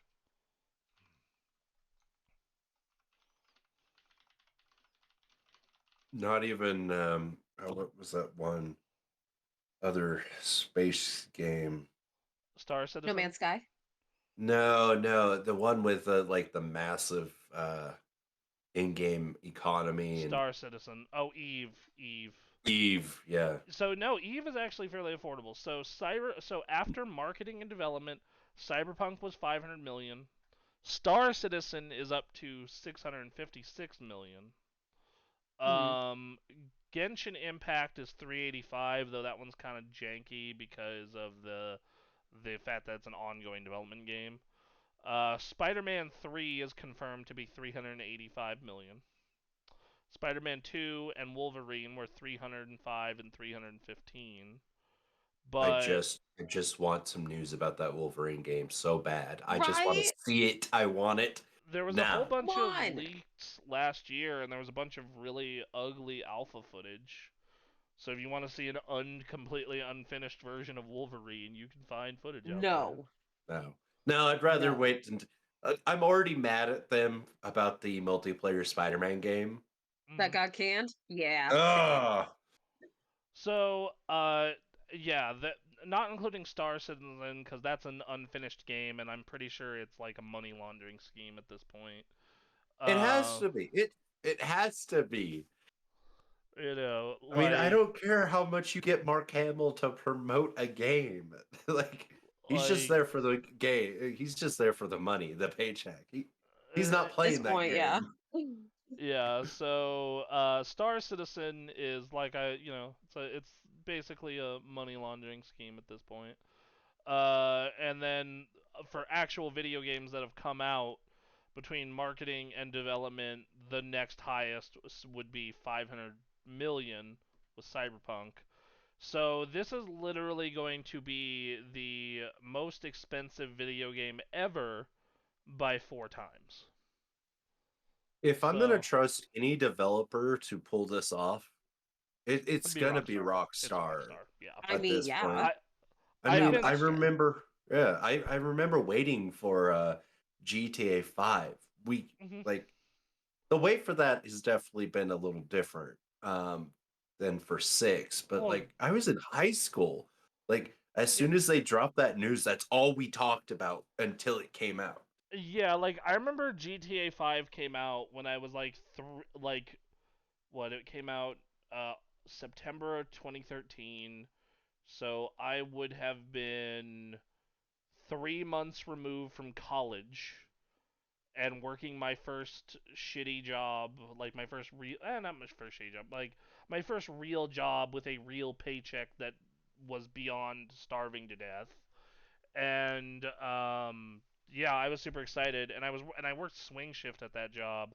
So like me and all the dudes got out of work and took some overtime to get out of work at like 11:45, and then we picked it up and played it all night. It was a good time. But yeah, no, Rockstar is pretty much the only developer slash publisher I could think of that like it justifies a $2 billion budget. It's the only one I can think of, like, in all Pretty honesty, much. because, like, okay, so that game sold 200 million copies. Let's say, including sales, they probably made about $30 a copy if you factor in sales and the publisher cut, times 200 million. Just selling the game, not including the shark cards, which everybody and their mom bought, uh, Hmm. they made $6 billion. I had to have that orbital laser. I'm sorry. Son of a.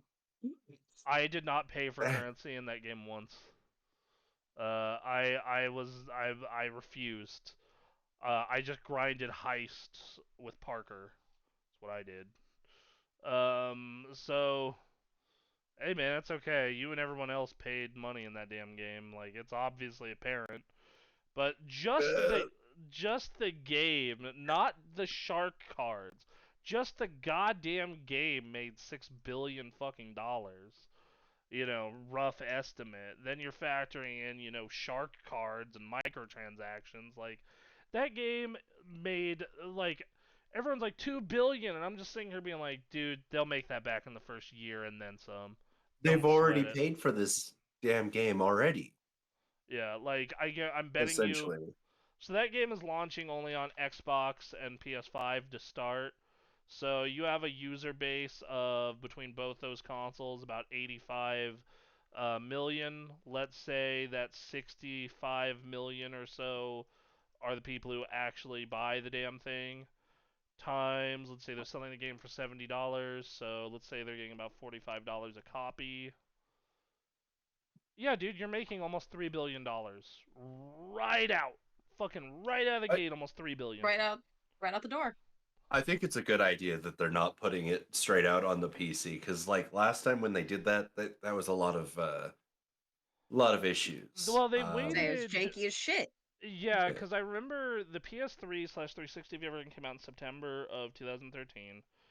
The Yep. Xbox One and PS4 versions came out in November the following year, so 2014, and PC version was like April 2015, and it was still a little jank. I personally am fine, like, and then you have the fact that they have the advantage of like getting people to double dip, because I'm obviously gonna buy the PS5 copy, but then I know I'm gonna buy a PC copy as well.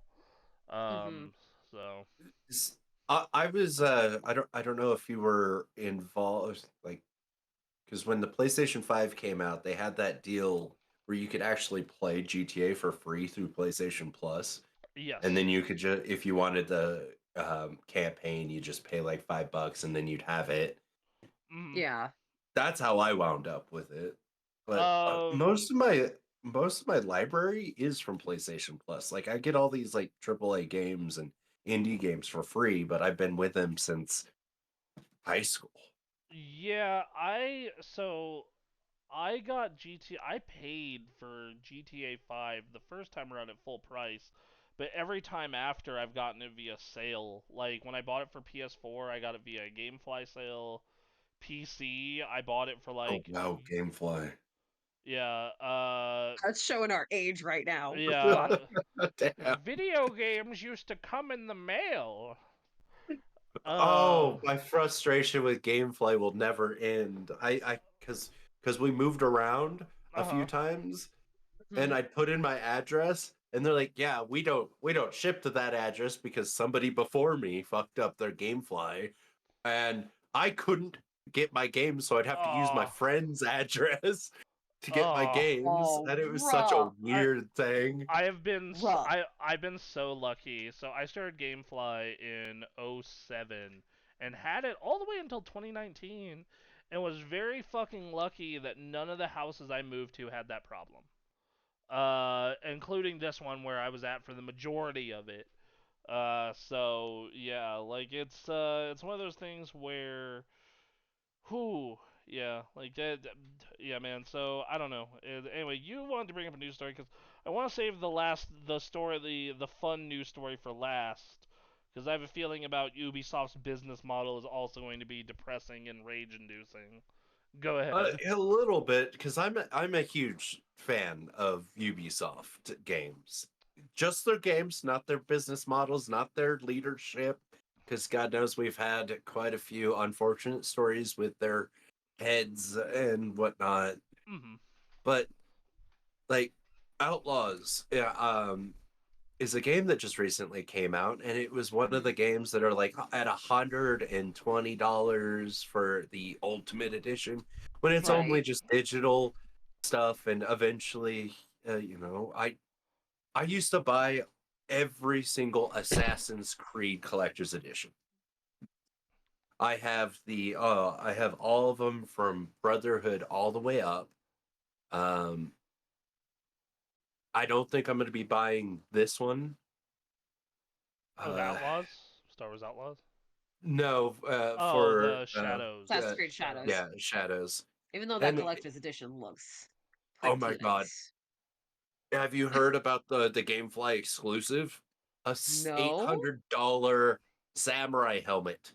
I'm sorry. Whoa. Yeah, they were trying to sell What the that to fuck? me when I was buying my Revan helmet. What the fuck? Yeah, Oh my and I was god. just like, no, I can't just drop $800 on a authentic Assassin's Creed samurai helmet. Why? Why are they offering this? Well, because GameStop only pretty much makes more money off of their collectibles. That's fair. GameStop doesn't make money on games. They make money on plastic shit. Yeah, Like Funkos. yeah. Ugh. But yeah, their business model or their gaming scheme is just it's frustrating as a fan to these games because that was a lot that hurt Outlaws. And from everyone that I've seen playing it, and they've been enjoying the hell out of this game. Of course, it's got early release bugs and all that, but it's so far seen to be a very good game. Uh, Not to mention they do this horrible games service platform, and nobody wants it. Yeah, you play on. So I refuse to play any Ubisoft game on the PC because of how terrible Uplay is. Yeah. Legitimately, Uplay on the computer is if you were to convert AIDS into a computer program. That's There what it you is. go. It is terrible, and it is by far the worst launcher, including EA's terrible shit launcher, Origin. Oh, I hate that launcher. It took me forever to learn how to uninstall it. Yeah. So, Damn. yeah, could you ban that spammer in the chat, please? Thank you. Can do. Getting to see the ban hammer in action. Yeah. And this is why I don't talk a whole lot. Silent but deadly. So to Focused on the everybody chat. else that wants me to talk more, thank you. All right. So anyway, uh, yeah, like I just, man, just the $120 for a digital deluxe edition is fucking insane. And then, Overcharging for these digital games is has that's the one thing I will complain about. I don't feel like you should be charging the same price as a physical edition. No. And most collector's editions don't even come with a physical game anymore. yeah, It's a code for a digital that you just pop in and then go. Yeah. Not like Like how they used to be. I'm about to be pre-ordering the special edition of Civilization 7 without the mm, game. Oh. Oof. And it's only 150 compared to with the game, it's an extra $150. Wait. Jesus fucking Christ. $300 Jesus for Yeah. fucking game Christ. plus collectibles? Well, I mean, Civilization has a history of having a Oh, large amount of DLC that goes with it. Yeah. that's Like right. the It's anthology Spire. I keep forgetting is that part. for 6 is roughly about like 250 without being on sale. Mm. And I Two? always get them for like I just talked a couple people into spending like $50 on the anthology, which is $50 compared to $200. Ugh, Damn. God. That's still a lot. It That's a it, lot of it money. is, but it's my it's one of those addiction games that I will literally spend 72 I, hours playing. Oh, that's you yeah. in And Warcraft, isn't that page? Jesus. Yeah, but I've never spent that much money on a collector's edition. Is the But you have difference? spent that amount of time. Oh yeah, no. I think my main Warcraft account has like 15,000 hours on it. I rest my case. I've been playing the game for 20 years. Yeah, that's a Not fair 20 point. years ago. Um, yeah. Anyway. So, back to the Ubisoft thing. I actually noticed that, like, I'm not particularly big on Ubisoft games, because they all feel like the same game in a different flavor.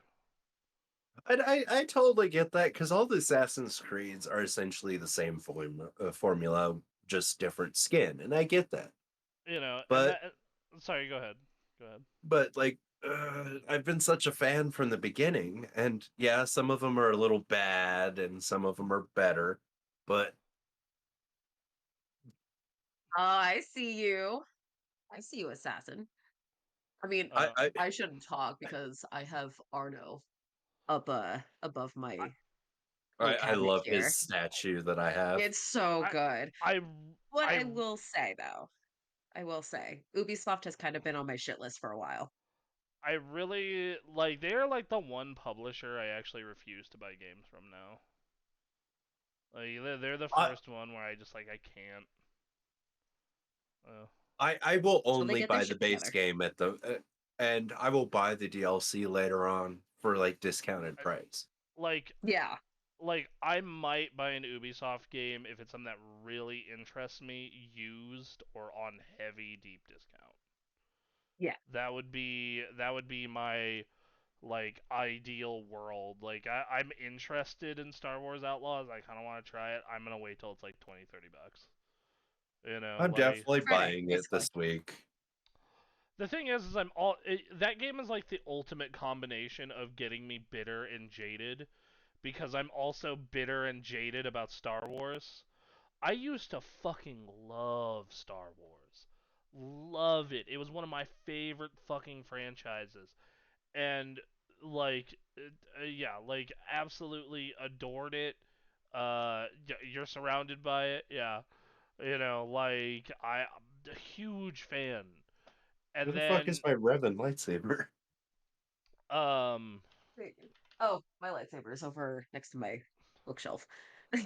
And my thermal detonator mine is broke. right above. Mine broke several years ago and I haven't bought one since. Rough. Um The fan base has really soured. Uh, Just a little.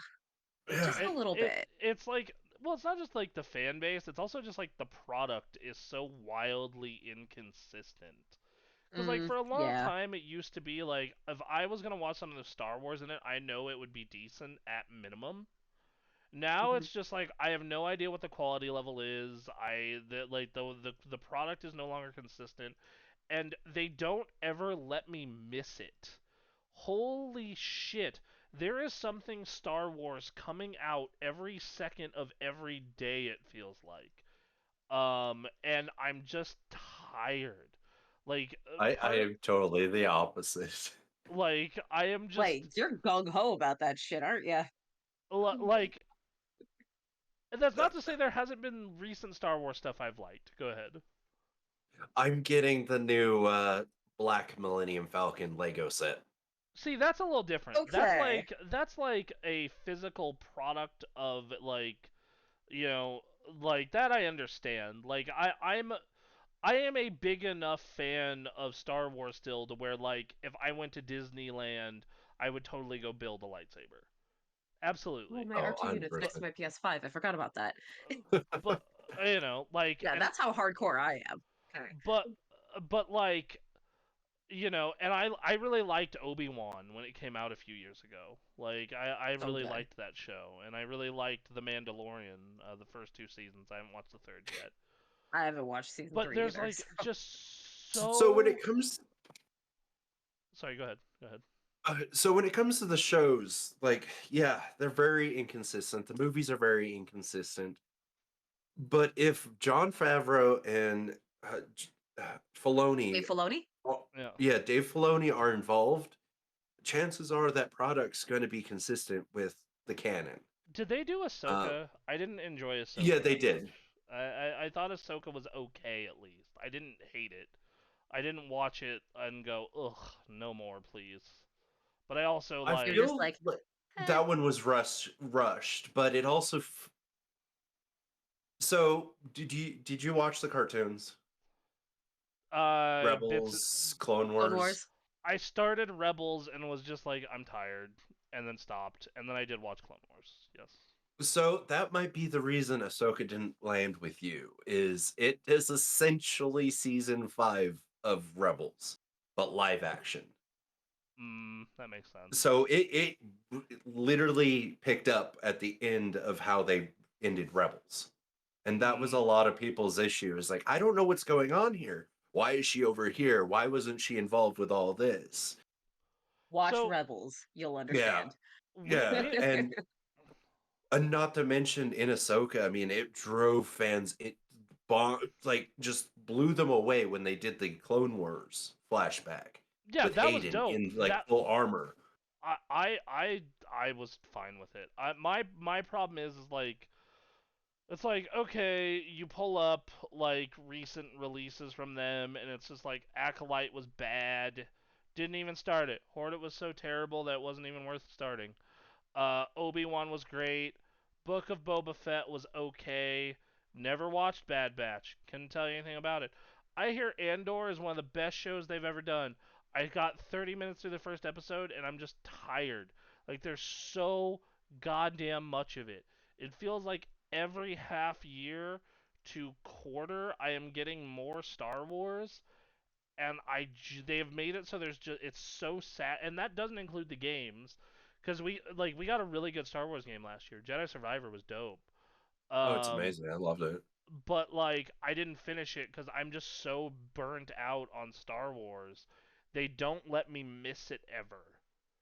And I'm like that's a bummer because like I love it. I love those original movies. I have watched the original trilogy and then the prequel trilogy fucking tens of times, 20, 30, 40 times. I've watched, I even enjoyed Force Awakens Last Jedi a lot. Rise of Skywalker was a giant pile of pig shit. That movie was bad. That movie was They really lost really so bad. many directions, and it wasn't so like that was the worst trilogy for consistency. I like And for me it was just the last one. Like I think Last Jedi is a decent movie with some really cool ideas. It's just it like the last movie is like, okay, we need to retcon all these ideas because we have a different director that doesn't like these ideas, while also trying to make our own movie. And boy, howdy, this movie sucks. You know, and like Palpatine has returned. How do I know he's returned? Is that you're just saying he's returned? How did he not to return? mention they announced that in Fortnite and not through Yes, anything else. That I was I fucking remember. weird. I thought that was so funny. I was like, this is the I dumbest loved shit. it as a Fortnite player, but as a Star Wars fan, why?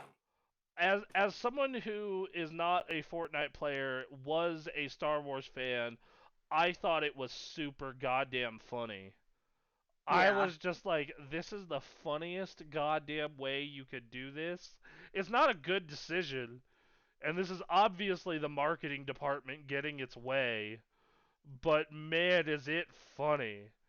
Um, and Marvel, I'm kind of the same way. I'm not as burnt out by Marvel, but like, I also think Marvel's product has been a little more consistent. And also like, when Marvel puts out something exceptional, it really Deadpool is. Wolverine. Deadpool, Wolverine, X-Men 97, Guardians of the Galaxy 3. Like, yes, we did get a giant pile of pig shit in Secret Invasion that was so bad I didn't even finish it. Mm, And I was very bummed by that because that comic line is awesome as hell. Secret Invasion is a killer storyline in the comics. Oh it my god, is. I was so pissed off at that fucking show. Like, I got halfway through it, and my girlfriend was watching it with me, and I was like, we can watch something else this week. It's okay. I'm still upset with the Civil War movie that we got I thought, because the comic is just oh yeah, it's that crazy.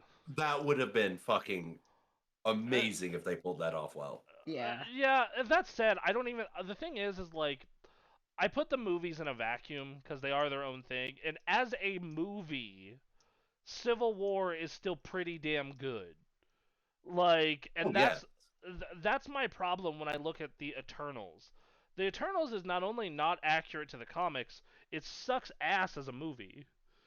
It Um, it really does. like that's the thing is, Marvel's Justice League yes, it is so from fucking. Timu. Yes, and this is and that's kind of like their entire start. Like they opened up the multiverse saga pretty well.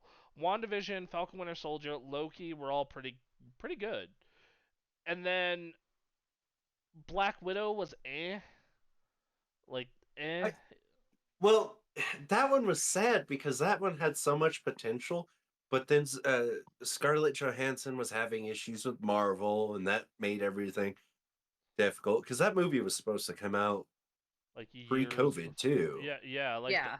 if Yeah. that movie came out prior to Endgame or Infinity War, I think it would have done a lot better. Oh yeah, Yeah. But Shang-Chi was dope. Shang-Chi was a sick as fuck movie. That movie was and so they goddamn good. haven't even acknowledged him yet. Yeah, like yeah. So Eternals was bad. Hawkeye was a fun Christmas thing. Like Hawkeye, I like kind of put in the category of like, am I gonna recommend this to everybody? Nah. Is it a fun thing to watch around Christmas? Sure. Yeah. Uh, I did love the Kingpin yeah.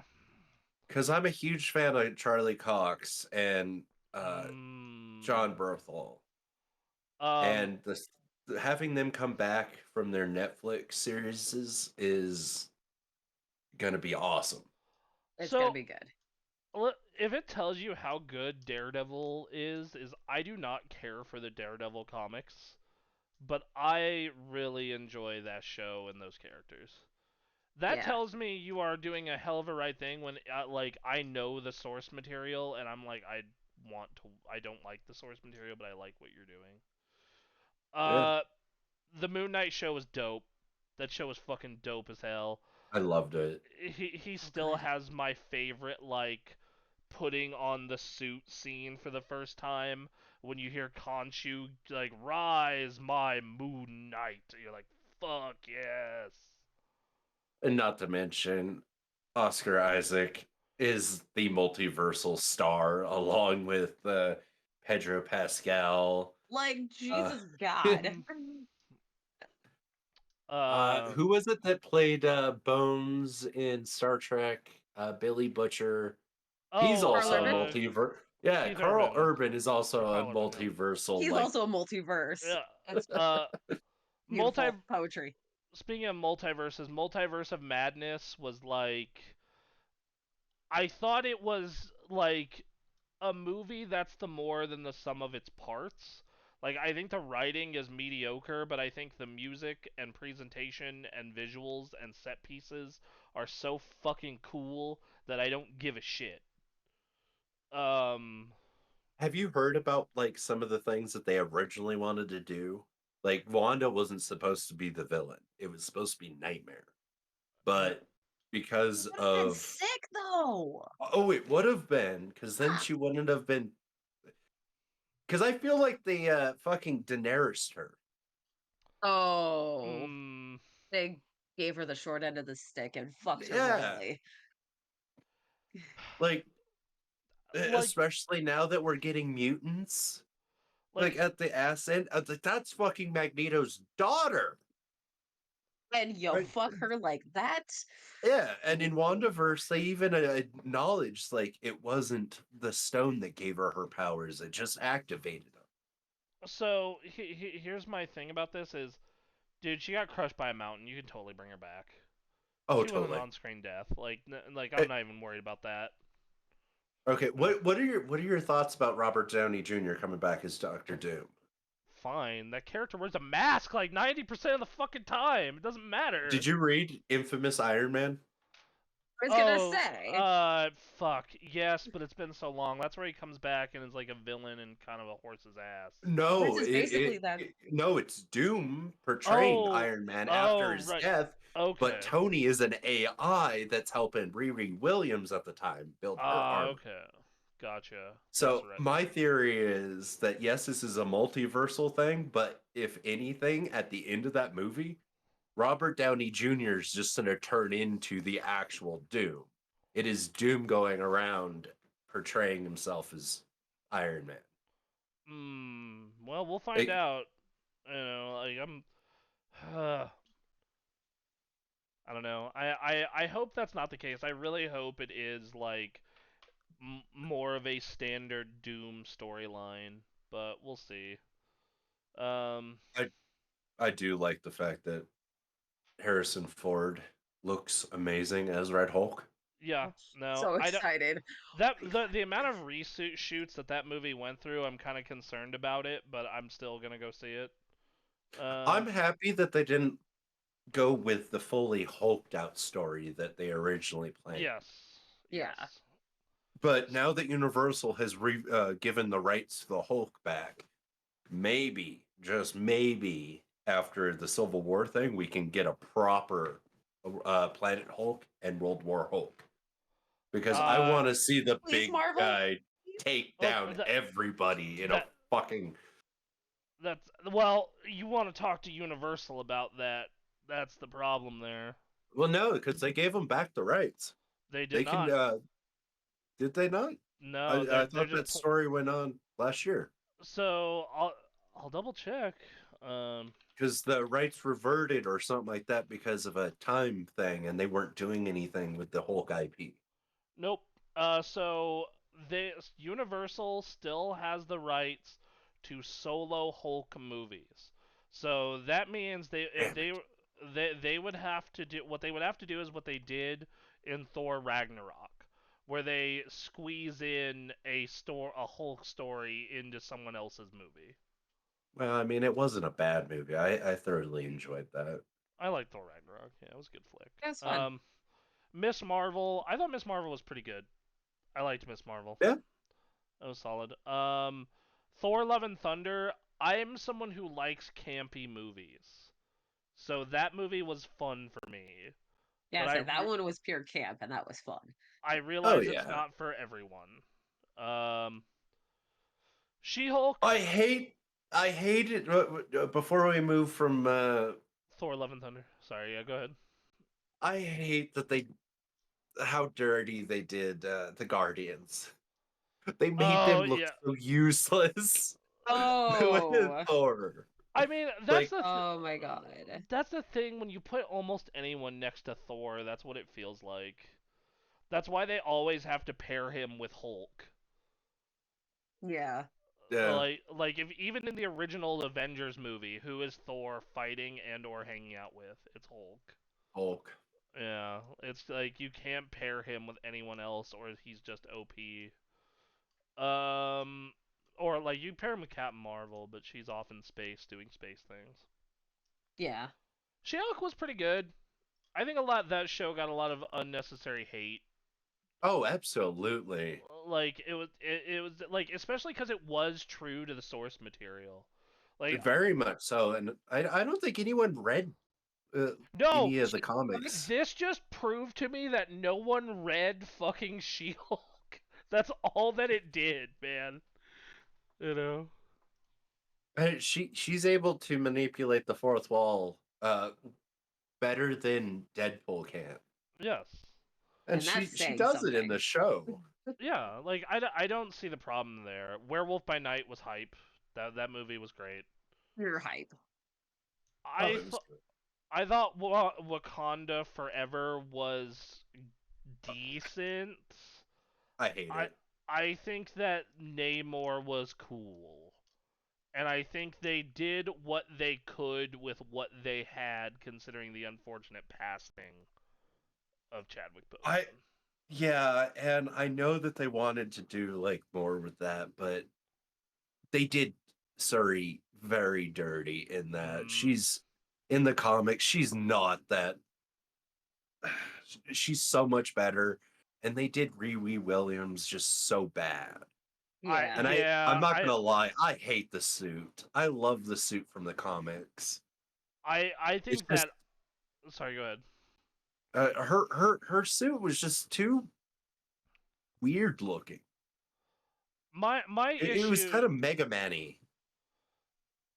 That's actually not like yeah. I was about to say like it. Yeah, it was very like Japanimation like kind of thing going on with it.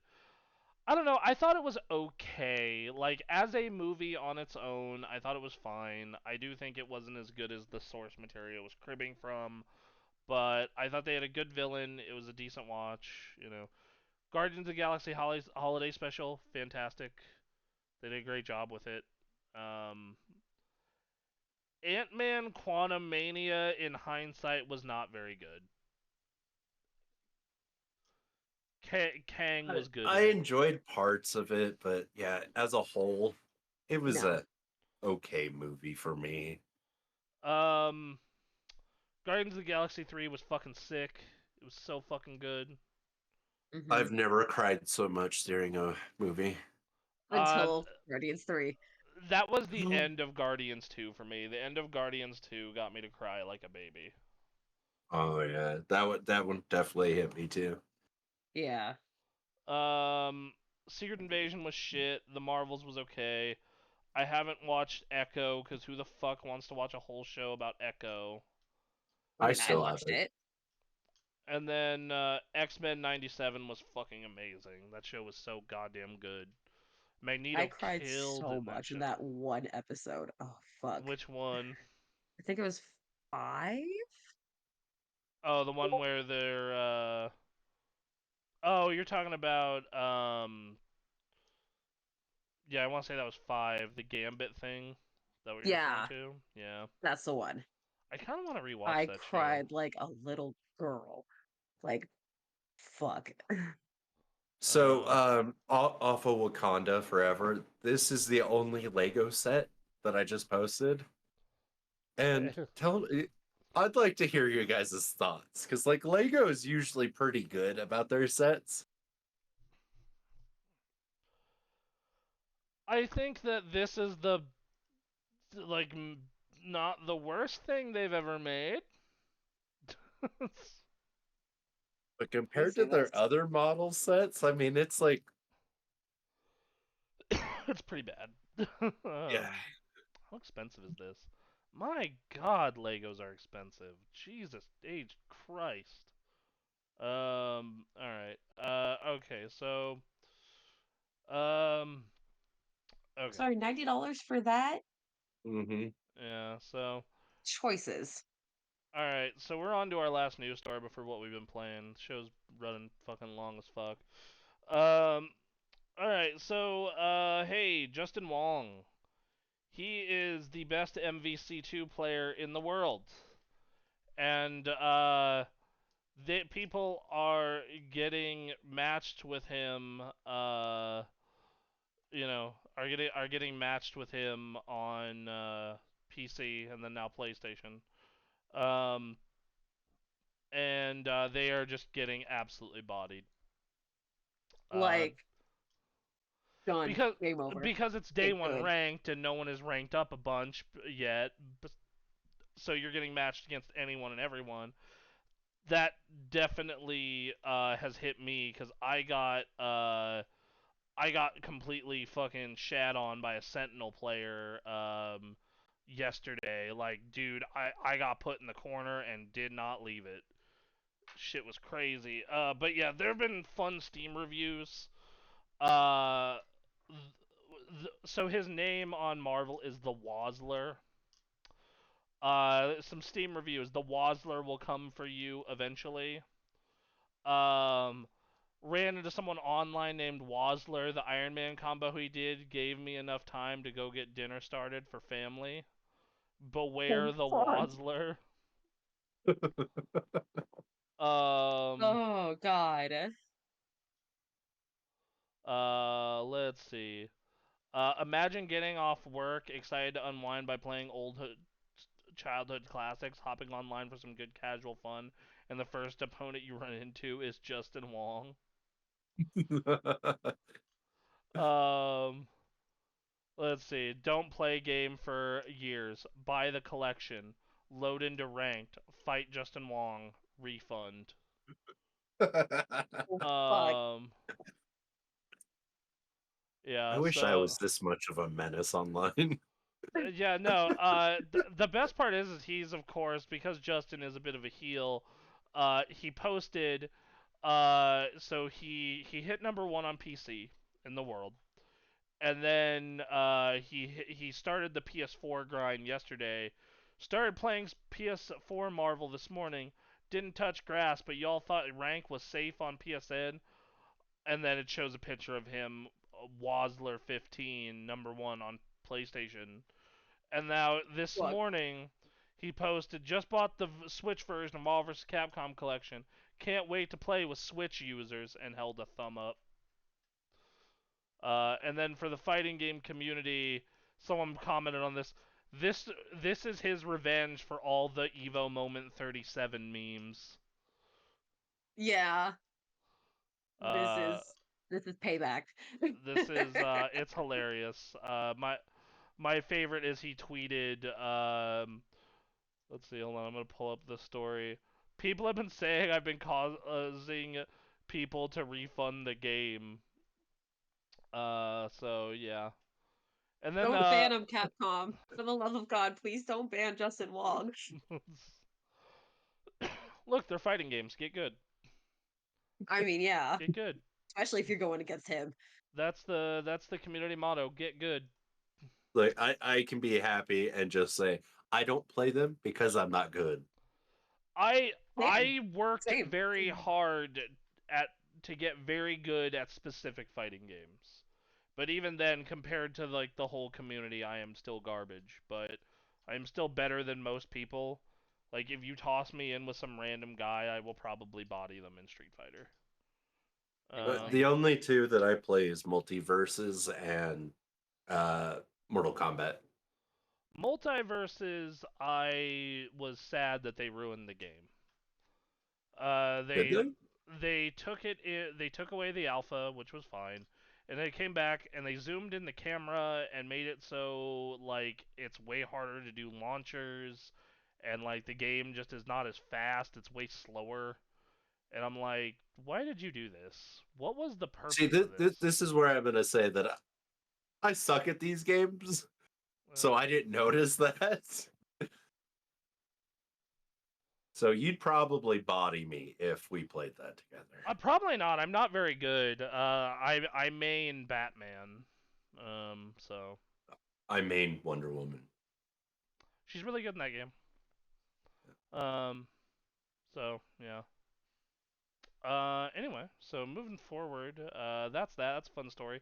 We might as well go into what we've been playing because it is tangentially related to the story in my case. I played this collection and I played a good amount of it. I started playing it on Friday after it came out and I've put about 4.25 hours into it. So there's that. Yeah, so I put about 4 and like there is a problem going on right now where sometimes matchmaking won't work for some people. Oh, really? Like it What worked. game? What? Oh, you're still talking about the Marvel Marvel Marvel vs. vs. Capcom. Capcom. Okay. So like matchmaking won't work. Like I loaded it up last night and matchmaking wasn't working, but then I loaded it up this morning, it was working fine. Same thing happened like Friday. Like Friday morning worked fine. Friday evening worked off and on. So I don't know what's going on with that. Wong broke it. Justin Wong. Just blame everything on Justin Wong. We love you, Yeah. bud. We love you. Yeah, so yeah, I don't know. They say they're gonna get fixed soon. I've been having a blast with it. I've been just having a completely fun time. I'm terrible at the MVC collection though. Like truly fucking horrible at it. But I'm still managed to get some wins and have a good time. But I also like I actually know why I'm like the skill differential what it is. And yeah. Like I don't know. I'm having a good time with it. I'm glad that those games are back because for a long time those were a giant pain in the ass to play and get a hold of and have a good time with. What's your main? So it depends on the game because they have a bunch of different. So they have 6 games in it. Let me pull up the game list.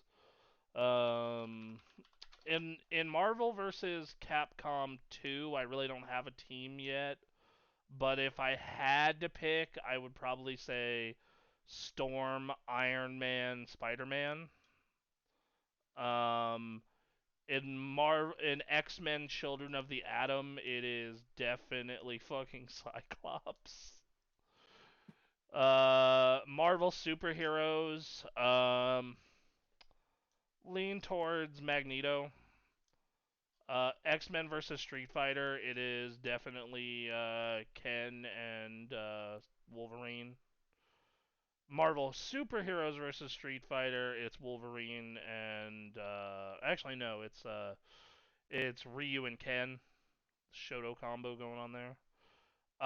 Marvel versus Capcom 1, it's Spider-Man and Wolverine. So, yeah. Spider-Man is actually not particularly great in these games, but I enjoy playing him. His moves come out pretty quick. You can really mess with people. But yeah, and then they have a Punisher beat 'em up in here, and that's all right. Spider-Man has a hard time if it's not his game. I've Spider noticed. Spider-Man is like someone. So Marvel vs. Capcom 2 is really deep, and someone did figure out an infinite combo with Spider-Man recently. And he is good as like a character as long as you have decent assists to support him.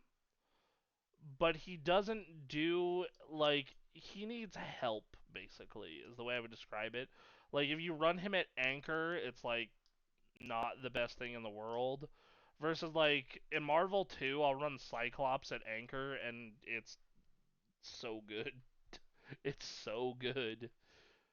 Um, but yeah, I've been having a blast with that collection. Well worth the $50. I think that if you are at all interested in fighting games in any way, shape, or form, this is well worth picking up. Even if Don't learning, fight long. I mean, you don't you don't know you're fighting the Wasler till you're in the match. So you know, And then by then it's too late. yes. Because Get good, son. by then you look at and see who your opponent is, and you see Wasler or Wasler 15, and you're like, oh, cool. Well, I'm about to get put into an infinite, and GG's. No, I've Yeah, pretty actually much. in Marvel 2, I know there's a pretty easy Iron Man infinite that I've been wanting to I'm like tempted to go about learning. Cause like I Oh just yeah. want to bust out that online, just doing an Iron Man infinite to some poor soul. Um, No. Those games are also horribly fucking unbalanced, especially Marvel 2. Like Sentinel does chip damage on every single hit. So like so even if you block Sentinel, you're still taking fucking damage. Like Sentinel is absurd in Marvel 2. Oh my god. I will say Sentinel can be beaten by really good Magneto players because you can dodge everything with 8-way dash. So Yeah. anyway, yeah, no, it's those games are cool. They look amazing still. Man, you want to talk about maxing out pixel art? Um, yeah. So let's see, what else did I play? I put some time into Astrobot. That game is also fantastic still. Great art, catchy as fuck music, total nostalgia trip for fans. Yeah, so, um, yeah, let me, and then I'll get into my last game I did because it's probably gonna eat up a good chunk of time. I'll get into that last. So, Lucy, what did you play this week? Did you play anything new? Because that's primarily what we focus on, As far as or new, newer. well, I've actually been playing Lockdown Protocol with a group of people lately. I have never heard of this game. It is, if you check out my TikToks, we've got a number of videos. It is a first-person, uh, three-dimensional version of Among Us. Hmm. It works a little bit more like traditional werewolf, Okay. but you have tasks that you have to do, and then you have you Hmm. go out and kill each other. So it's been rather hilarious. It's got uh, damn it, my brain's spacing. What's it called when proximity chat. It's got Oh, proximity. proximity voice. Yeah. So dead people are like little floating colored orbs, and they can talk to each other. But while Oh, you're that's cool. alive, yeah, you can still hear the people that are alive when they talk into their mic. Mm. But they can't hear you if you're dead. So that's been pretty fun. Okay. Mainly, all I've been playing is Marvel's Avengers. I'm trying to get my platinum on that. You know, it's I've got one more to go. it's funny you bring that up because that game actually does have a history on this channel. We backed that game super hard, and it was so sad that we watched it fail because it was genuinely a really cool game. I actually nearly have the 100% on the PC version. I'm not missing much. I would need to do.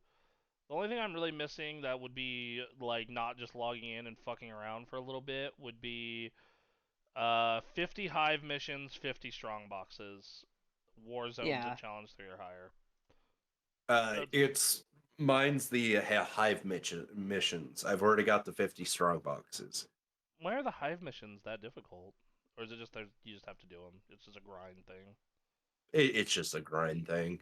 Honestly, Mm, if you're actually going to put the effort into it, the strong boxes are a interesting one because it's not every level that has them. It's those levels where you have to seek the base, unlock it, go underground, collect one particular yeah. box, and you have to do that 50 times. That was annoying, but Mm. there's certain missions that have two of those per match.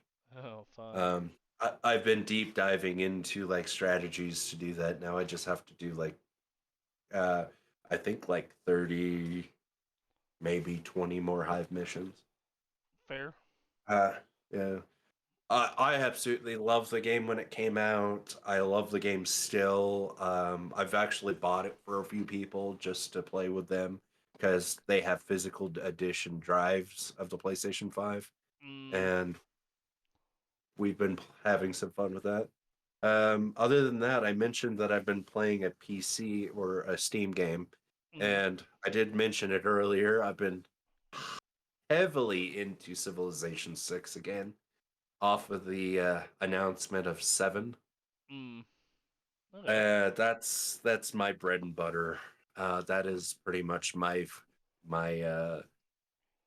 type of game where I can play for 72 hours straight and be enjoying the whole time, even though it's a slow thing. I haven't played much Civ 6, but I played the shit out of Civ 5. I played so much goddamn Civ 5. So I definitely get that. That game is addictive as hell, and it lasts forever. Like I've done games that are like literally like 30 hours long.